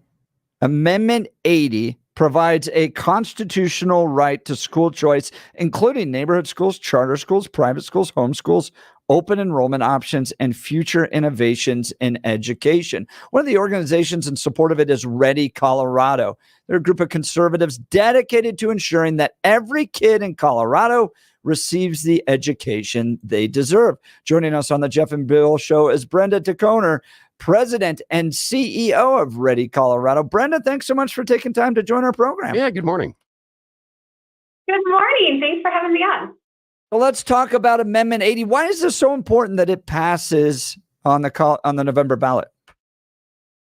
Oh gosh, Jeff. Well, you just laid the foundation really well. That school choice is just so incredibly important to our state. That this is what really elevates opportunity for children. That allows parents to be the ones who are directing their child's education, because of course parents know their children best. And we've been fortunate in Colorado to have some pretty strong state laws that allow parents to homeschool, to choose a different public school, which is called open enrollment, or to attend a charter school. And those were all rights that were established by state laws, which also means that our state politicians could take away those rights. They could rescind those laws, they could put up barriers, they could make it a lot harder for parents to exercise their right to school choice. And so that is why we are supportive of this constitutional amendment, which will really cement these rights into the Constitution and protect us from those politicians with ideological agendas that are trying to take our rights away. Talking with Brenda Dickhoner, President and CEO of Ready Colorado. Now, Brenda, look, historically, Democrats have been pretty good on school choice in Colorado. I remember one time handing John Hickenlooper, when he was the governor, a Golden Apple Award when I was representing the Colorado Coalition of Cyber School Families, because he supported the ability of parents to choose online options for their kids. Some kids just couldn't attend brick and mortar. Maybe they're getting bullied too much, or some kids were like athletes who traveled all around and needed to have online options. And Governor Hickenlooper was supportive of that. Governor Polis was supportive of school choice. He has his own charter schools, for instance, and has been a creative force behind them. Now, we've seen some changes down at the state capitol, and progressives haven't been as supportive of school choice. What are some of the problems you've run into at the state capitol that makes it important to constitutionalize school choice? Yeah, absolutely. There have been a lot of problems down at the Capitol, and I think the most prominent one, which I know others have probably mentioned on your show, is a bill that was run last session that would have really truly dismantled charter schools in our state. It was death by 1,000 cuts and gave districts carte blanche authority to close charter schools, even if they were high-performing charter schools. And so that was really the most egregious attack to date. We've seen these types of attacks every session by progressive lawmakers, but this one was really frightening because it was so severe and because the vote in the House Committee on Education was so close. And so I do worry about where the state is trending. Jared Polis has 2 years left. So that backstop, that protection for charter schools will no longer be there. No, or could potentially. I don't know who the next governor is going to be. But right. Well, and sometimes Jared could get a lot of pressure, especially if the unions are on top of it. But let's talk about the importance of charter schools. My kids go to a charter school. We love it because it gives parents more levels of engagement to guide with leadership of the school, curriculum. Our kids attend a classical charter school modeled after classical education provided by Hillsdale College. Our kids learn Latin, they study Greek and Roman history, and it just has that focus. Now, I've run into charter schools before that have like an aviation focus. There's one out near Centennial Airport where if your kid wants to be a pilot, well, they could start training for that in kindergarten, essentially, and their education's geared around that school. So charter schools provide a tremendous amount of freedom for parents and for students to be able to find the right educational fit for their kids. From Ready Colorado's perspective, why is it so important to protect charter schools? Those are some great examples, and I know your kid's school is just one of the best, and there are so many examples of that across the state that are providing really interesting, I think, curricular models that are focused on that classical history, the foundations of our country, also focusing on character, right, and character development for our children. And so I love the classical school model. There are other great, strong schools focused on STEM. There are schools and charter schools in our state and in Denver in particular that are serving low-income students of color exceptionally well. The Common Sense Institute had released a report analyzing the DSST schools, which is Denver School of Science and Technology, and they actually estimated the economic impact of those schools on our state and it's extremely high. I can't remember the number off the top of my head, but it is an immense impact that they've had on these kids' lives, which then translates into this massive economic impact for our state as well. So you really think about the generational impact, economic impact that these schools can have, as well as really just honoring the fundamental right of a parent to choose a learning environment that they know will help their child reach their full potential. And I think, to your point about the charter schools too, Ascend Classical is authorized by the Charter School Institute, which is statewide authorizer, but most of our charter schools are authorized by local school districts. And what that means is every 2 to 5 years, they have to go through a renewal of their contract with the local school district. And, so we're not only seeing attacks at the state legislature, we're seeing it at that local level as well. And our top performing charter school, Liberty Common, or they have the top performing SAT average in the state, they barely made it through their renewal vote in the Cooter School District. And then they got to the state board and they got waivers or flexibilities. That's what allows charters to innovate. They got those stripped by the State Board of Education just a couple months ago. And this is, Congressman Bob Schaefer's classical charter school up in Fort Collins, extremely high performing. So they're coming after charter schools at all levels right now. That's amazing. Talking with Brenda Dickhoner, president and CEO of Ready Colorado. So I want you to respond to a few critiques that come from the right and left about Amendment 80. Let's start with the left. Amendment 80 is going to lay the groundwork for money to be removed from public schools, to be voucherized, and it's going to be sent to private religious schools. What's your response to that critique? Yeah, I think it's just simply untrue. Wherever you stand on that issue, I think it's not what the language says. So you can go read the language for yourself, read the blue book, right? There's zero fiscal note, given to this amendment, because this amendment was written about the right to school choice. So that's where I was talking about those laws that establish the right to homeschooling, the right to charter schools, and the right to open enrollment. So this enshrines those rights to make the choice. It doesn't say anything about that you then get a bus ride to that school or you get funding to that school. It's about the right and enshrining that in our Constitution. Let's respond to the right. Critiques coming from different homeschool groups, for instance, saying that this could create a right for the student to have school choice that may pit them against their parents. And we may have a whole new series of lawsuits where kids want to go to a particular school and parents won't be able to stop it because of this new constitutional right. What's your response to them? Yeah, I think it's just a misunderstanding of the text. And I have an immense respect for our homeschooling families in Colorado, and certainly have a lot of friends that do that as well. And I think it's just a misunderstanding of the amendment, right? Like it's going to establish a constitutional right similar to our right to free speech, right? And what we're saying is politicians or the government can't infringe on those rights. But there's nothing that says, it gives the child the right to sue their parents. Like, that doesn't even exist now. The parents right now today could tell their children, you can't wear that outfit to school. And the kid's not going to be able to go sue the parents saying, hey, it's my right to free speech to wear this t-shirt. That just doesn't happen. That's just not something that this contemplates. It's not contemplated under our current law. It's not contemplated under this constitutional amendment. What do you think is going to happen if this doesn't pass? And teachers unions, we had Steve Shuck on last week to talk about this, how teachers unions and those that are seeking to weaken charter school access could use this messaging in an effort to try to further shut down school choice.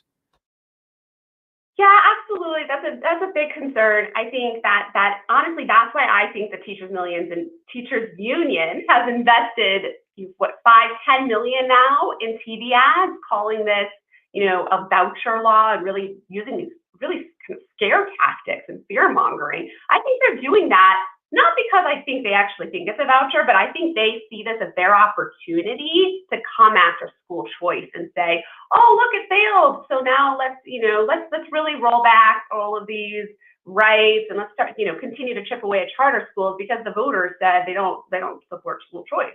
So I think they see this as a really strong move on their part, right, to continue to dismantle school choice. I think it's absolutely critical that conservatives, independents, even progressives get out there and protect this right. School choice has been a big impact in our family. Our kids went to their neighborhood schools. I used to volunteer in the classroom. I helped out with a dad program. And I noticed that our kids were just getting handed iPads a lot. I didn't like that. I was frustrated with the direction of our kids' education. We found a great charter school that has prepared a wonderful foundation for our kids, really pressed and pushed them in their academic achievements. It's been a great fit for us. We were one of the founding families of this charter school, and I couldn't be more thrilled with the options and the freedom we had as parents in Colorado to provide alternative education options for our kids. I'm very concerned about what teachers unions and big education wants to do to try to shut down those options, to funnel kids into very, one size fits all educational opportunities. And I don't think that's right. I think you need to give parents the right to choose what's best for their kids so their kids can achieve it. And we've seen time and time again in charter schools that when you do that, these schools rise to the top. The kids really do well, are pushed really hard. And you don't have all of the politics going into education either. We can get back to the basics. Now, Brenda Dickhoner, President and CEO of Ready Colorado, as we wrap here, tell folks what Ready Colorado does if they want to join your organization at readycolo.org. What can they do, and what are you doing to ensure that kids in Colorado receive the education they deserve? Yes, absolutely. I encourage you to check out our website at readycolo.org and sign up for our newsletter. That'll be a great way to stay updated. We are a state-level advocacy organization, which really means that we're focused on the state legislature, the state board of education, but we certainly have our eye on local school board politics as well. And we really advocate for school choice and the parents' rights. And I think this is, it's absolutely under attack. I want to emphasize that. And I'm sure your listeners are very aware of that, right? But I trust parents. I don't trust the government, and I don't trust even our local school districts. I think even those that we think are, we consider friendlier to school choice, right? Douglas County, for example. One of the things I do at Ready Colorado is I also try to stay on top of statewide task forces, which are a way that legislators delegate work to these task forces that are then appointed by legislators or by state agencies. And they are tasked with making recommendations to policymakers, which then inform laws. And I served on one around school transportation, and Douglas County blocked a recommendation that simply would have explored how to improve transportation to charter schools. And they teamed up with the teachers union to block that. So we can't even have now at the state level a conversation about how we can improve access to high quality schools, including charter schools. And I think that's really disappointing, but I think that cements my belief in parents and in empowering parents. And that's one of the reasons why I'm such a big fan of Amendment 80 is let's put the control in the hands of those who know their children best. And then we have to continue to push, right, to figure out how to increase access, how to grow schools of choice, and make it easier for parents to use and access those schools. Talking with Brenda Dickhoner, President and CEO of Ready Colorado. You can join Ready Colorado by going to readycolo.org. Thanks so much for taking time to explore and explain the importance of Amendment 80 and why people should be supporting that. Appreciate your time. Thank you so much, Jeff. Hey, I want to talk to you about another great person I've known for well over a decade, Dan Caplis and Dan Caplis Law. Dan is pro-life, pro-family, pro-school choice. Speaking of that matters because who you choose to represent you in an injury case says a lot about you to everyone involved in the case. Dan Caplis is the son of a police officer and a former seminarian who's dedicated the last 40 years of his life to helping people who are hurt in serious motor vehicle crashes. But more than just being a great guy, Dan is a real winner in the courtroom. Dan is believed to be the only lawyer in Colorado history to win 5 straight multi-million-dollar verdicts in Colorado crash cases. Dan is also believed to have won the largest truck crash verdict in Colorado history. Dan Caplis Law is so trusted that they're the official law firm partner of the Denver Nuggets and the Colorado Avalanche. Dan Caplis Law, a serious firm for serious cases. And you might be saying to yourself, I could never afford that guy. It's not true. Dan accepts righteous injury cases on a percentage fee basis so that he can represent good people from all walks of life without regard to ability to pay. If you need Dan's help, give him a call at 303-770-5551. That's 303-770-5551, or hit dancaplislaw.com.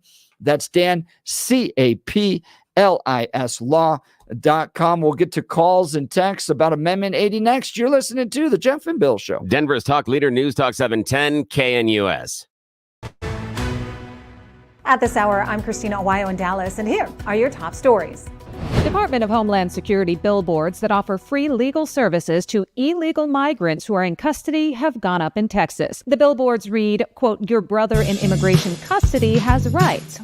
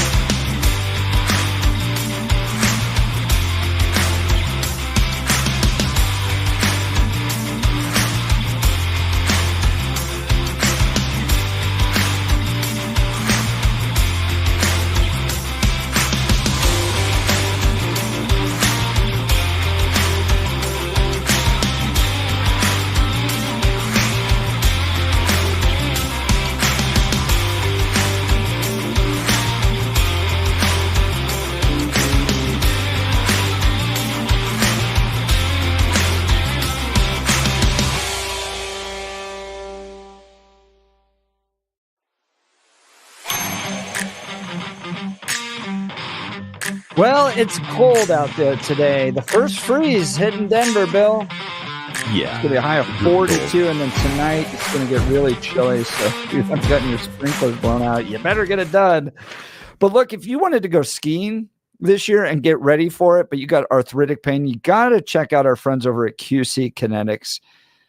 They have come up with a great system that can bring you relief without surgery and no medications. QC Kinetics can get you there and get you ready for ski season. They're the nation's leader in regenerative cellular treatments for joint pain. This is an all-natural approach that harnesses your body's own healing properties to deal with the root cause of your arthritic pain. Everybody's talking about it, and it's so cutting edge. The protocols developed by QC Kinetics are life-changing for so many people, tens of thousands of satisfied patients with more every day. You don't want to get into that surgery, drugs. Oh, you remember the headaches that you have to go through? You can't eat anything for 8 hours before the surgery. You got to reduce your medication. I mean, it's just a big hassle. Discover your options with advanced regenerative medicine at QC Kinetics. The consultation is absolutely free. 303-900-8986. That's 303-900-8986 with locations in Aurora, Superior, Highlands Ranch, and Colorado Springs.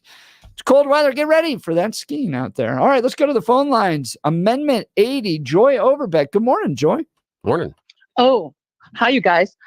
Yeah, I wrote a column for Rocky Mountain Voice about this. It was called "Don't Align with the Teachers Unions." In other words, don't join with the teachers unions against Amendment 80. And a point I'd like to make is that what they're afraid of, the homeschooling people and the charter people, but especially the homeschooling people, that this amendment will allow parents to go to the judge, to the courts, and demand vouchers so that they can send their kid to a quality education, because quality education is mentioned in this amendment. Well, imagine that. Imagine a parent going to court, suing the government, saying, I want this money, my per child money, to go to a religious school or a private school or whatever. And imagine a Democrat judge, and most of our judges are Democrats who hate homeschooling and hate school choice, essentially, saying, oh, okay, I'm going to give you public money to take your kid to a Catholic school or whatever. That's just not going to happen. These fears of the people who are against this, who should be for it, they should be welcoming this school choice amendment with, glad hosannas and confetti and praising the people who did this. Because if it's not in the Constitution, I call it the lockbox of the Constitution. Right now, the legislature is chipping away at school choice with all kinds of bills. One bill last time was HB 1363 or something like that, and it would have essentially abolished charter schools in this state. By saying that any school district, and school districts can do this now, they can refuse to approve charter school applications, and bang, no charter schools in the whole district. And they are now, Joy, I want to ask you a question. One of the critiques is the quality education, that this is going to open the door for the government to define what quality education is and then control curriculum for homeschoolers and charter schools. What's your thoughts on that? Oh, this is so far-fetched and so out of the realm of possibility. Nope. Uh-oh. We lost Joy. She'll get back in. I think the teachers union found her. Yeah. But I will tell you this. They can already do it. Yeah. There's nothing stopping the state legislature from determining what a quality education is and then forcing the curriculum down your throat. Yeah, and there already are constraints based on charter schools for that as well. Yeah. And you would assume, and this is one of the things that I don't think most advocates for vouchers realize, that as soon as, and what we'll do is let's go back to the Step Denver example. Step Denver takes zero federal funding because they don't want any federal strings. As soon as you allow taxpayer vouchers into the religious house of education, the feds now get to make the choices. Not all of them, but they absolutely can direct curricula because you're taking federal tax I found dollars. There's a group of homeschoolers out there, Bill, that are advocating that, like, they hate the idea of vouchers. Yeah. And you're like, really? And they're right. Really? Oh, yeah. But what they want is no public funding in education, period, done, nothing. That's where they're going. That's interesting because I would love to hear their argument as far as the greater good, because we made the investment in public education. Parents do it. And if you want to pay private, you do it. Oh, I know. But your taxes are going to be low, so you don't have to pay. But the idea being that the community and the society came together and said it is better when we have a well-educated society. And it seems like what they're arguing for is the exact opposite, is that we are not looking to have a well-educated society. You good luck, guys, whatever you choose. So if you choose not to send your child to school, so what? It's going to happen. Nothing's going to happen. And so what I'm hearing is from that position, I hear disagree an with their argument position. against. I disagree with their, because I'm not sure we're ever going to get there. And the idea of public education actually came from Christians in the first place. Yes, absolutely. Who were looking at the fact that the only people that went to school were rich kids. Yes. And going, we need to pool our resources. But it's been so corrupted and so taken over that if you're going to pour your money into it and you're going to, this is where I raise the critique. Yeah. I get to pay my taxes for my kids to go to school. And then I add on top of that an additional money for my kids to receive a Christian education, because the one thing you can't do is talk about God in your education, because then the government steps in and is like, no. Yeah, I can see that one. And this is the problem that I have with the idea, and the core of the idea, the arguments that I have at school choice is, it seems to me, how do I express this properly? Okay, we're going to be blunt about this. I hear from many times, not everybody, but many advocates of school choice, I hear them being incredibly selfish. I hear them being most concerned about their family and their kids, and they have a right to be. But you know what they're doing also? They're screwing my kid. And that's what I hear from all the school choice advocates at my heart. Because nobody, and we had this with Steve Shook last week, he's the first person I've ever heard address school choice for disabled kids and kids that have learning disabilities. And that's a problem, because one of my kids is disabled, and it is more expensive to educate him. And nobody in the school choice movement ever addresses that. They always say something will happen. No, it won't, because the charter schools and the private schools won't. Last week, Chuck said you have to increase the amount of money that follows the disabled kid. That's it.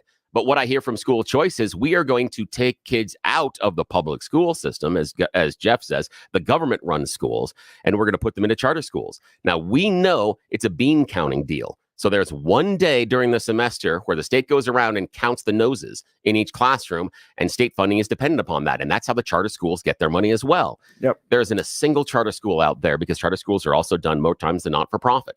There isn't a single charter school that's going to go out there and take my kid who's more expensive than the money they receive from the state, and it's going to hurt their profit margin. Not a single one of them. And there's not a single charter schools don't get the same amount. No, but the also thing is there isn't a single private school that'll take my kid either. Not a single one that has programs that'll educate him. So I have one choice, and it hurts me, and it makes me upset. And I'm trying not to get very angry. Hurts me when I hear all these parents talking about, we need to give the parents choices. We need to make sure we have choices. We as parents make the best choice for our kid, and your choices are robbing my kid of his chances and his choices. But that could be fixed.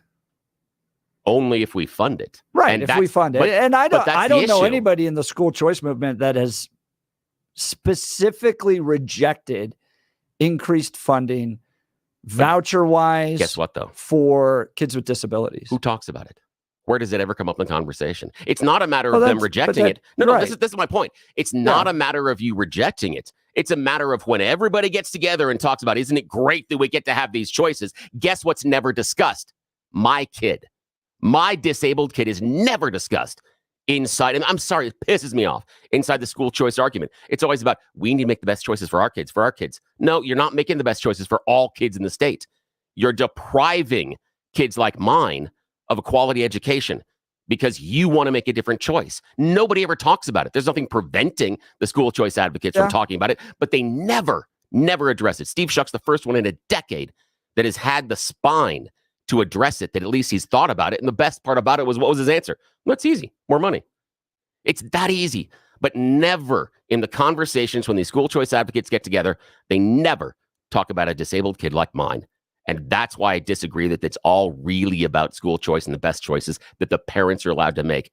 Because based on other parents' choices, I get none. Yeah, I understand the critique. But I actually think with school choice and what Steve brought up last week is that your kids would be, your son in particular, could be better served in this case, especially if they put more money behind it. Because I think it would incentivize better quality education for those kids that need it. The problem will be that as soon as my kid gets more money, another kid's going to want more money that doesn't have a disability, because it's not fair. That's the first thing that's going to happen. It's going to be the inequity of the voucher system. It's the first thing that'll happen. Possibly. I just haven't heard it. All right. Look, if you're losing your hair, you need a simple solution that works. You'll want the best modern technology with top-rated physicians, something that's guaranteed to work. Guys, you need Dr. Tanya Pauls and her team at Advanced Hair. They've completely redefined hair restoration, from the experience itself to their unmatched results. Receding hairline, bald spot, or thinning hair, address them all with Advanced Hair's simple one-day treatment in a calm and relaxed environment with the most experienced professionals. Advanced Hair has performed tens of thousands of these breakthrough treatments. And get this, your own natural hair begins to regrow the very next day. No one in Denver can offer anything like the advanced FUE found at Advanced Hair, and I highly recommend their team. It starts with your free consultation. Call 720-459-HAIR. If you qualify, you'll get $250 off and 250 free hair grafts. Refine your hairline with the team that's redefined hair restoration. 720-459-HAIR or advancedhair.com. 720-459-HAIR or advancedhair.com. Feel free to call in and weigh in on the conversation we're having about Amendment 80. Bill making a great point. How do disabled kids who cost more to educate get treated in this system? I think there's a fair argument to be made that inner city kids whose parents don't have the ability to drive them to a different school, don't have the ability to privately educate them, don't have the ability to homeschool, are literally trapped in the worst performing systems. How do you free them up as well? I don't think it's that complicated. I'm all about voucherizing, and I believe that it's fair to raise the point that kids facing disabilities should get a greater voucher, and it might actually improve the educational experience they receive. Give me a call, 303-696-1971, or text us on the Dan Caplis Law text line, 720-819-5115. You're listening to The Jeff and Bill Show. Denver's Talk Leader, News Talk 710, KNUS.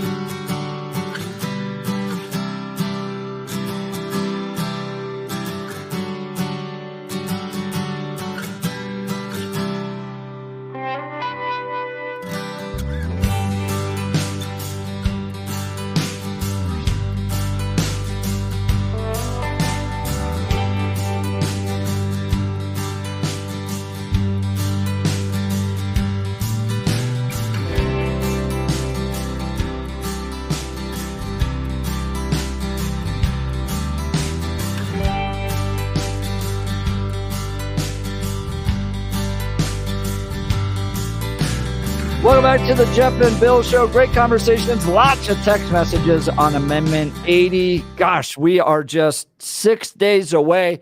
Peter Boyle's, by the way, going to be hosting a fantastic election night lineup with Ted Trimpa, Patty Calhoun, Mike Rosen.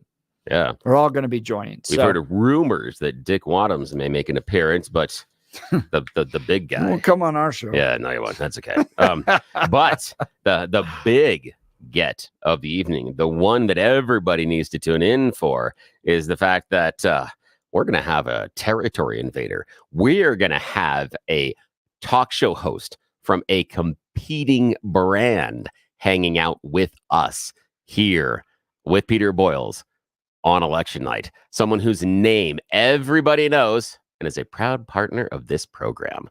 Great guy. And he's going to be showing up. And so he's going to be doing some stuff with Pete as well. Dan Campbell. I'm sorry. What? It was my mumbled something there. You got to tune in and see it. Yeah. It's going to be a ton of fun. And then Billy and I will jump in early in the morning on election day. So for all the best local election coverage, who's going to be on RTD, the different amendments, all that stuff, you got to stay with 710 KNUS. This is where it's going to be best. You're not going to be interrupted with sports games or whatever. The best election coverage, 710 KNUS. Hey, I want to talk to you about my friends over at Mountain High Appliance. They've cooked up some sizzling deals for your kitchen.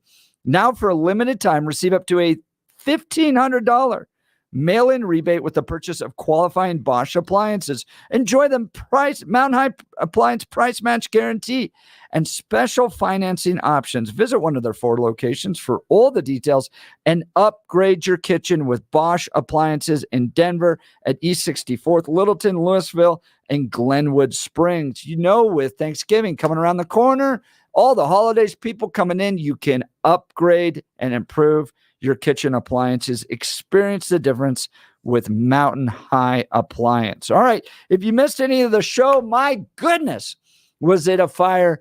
Everything from Michael DiManna talking about challenging Steve Woodrow in House District 2 to Steve Bannon's release from prison, and then Jenna Griswold committing the same crime that put Tina Peters in prison?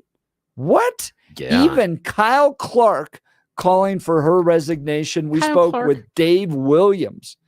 Yeah, if you're progressive and you lose Kyle Clark, yeah, dude, go find a different job. Yeah, do. Yeah. And us giving Kyle Clark kudos for actually doing real journalism. Dave Williams outlining with you this morning on the show about how they discovered this and what they're calling for and why they think that an emergency legislative investigative session is needed. Another thing I want to throw out there here at the tail end is maybe a point to what Heidi Ganahl had talked about as far as the voting machines and the Wi-Fi software on the inside. We haven't seen that any of them are turned on and connected. However, if Griswold's office can make this large of a mistake, is it really a stretch to think they messed that up as well? It's not too far. Maybe. It is going to be a rodeo all the way through the election and even afterwards. So you're not going to want to miss anything we're covering. Go to 710knus.com to download the podcast there. Tomorrow, we've got a great show planned for you as well. You're not going to want to miss it. You're listening to The Jeff and Bill Show. We are Denver's talk leader, News Talk 710 KNUS. Have a great day.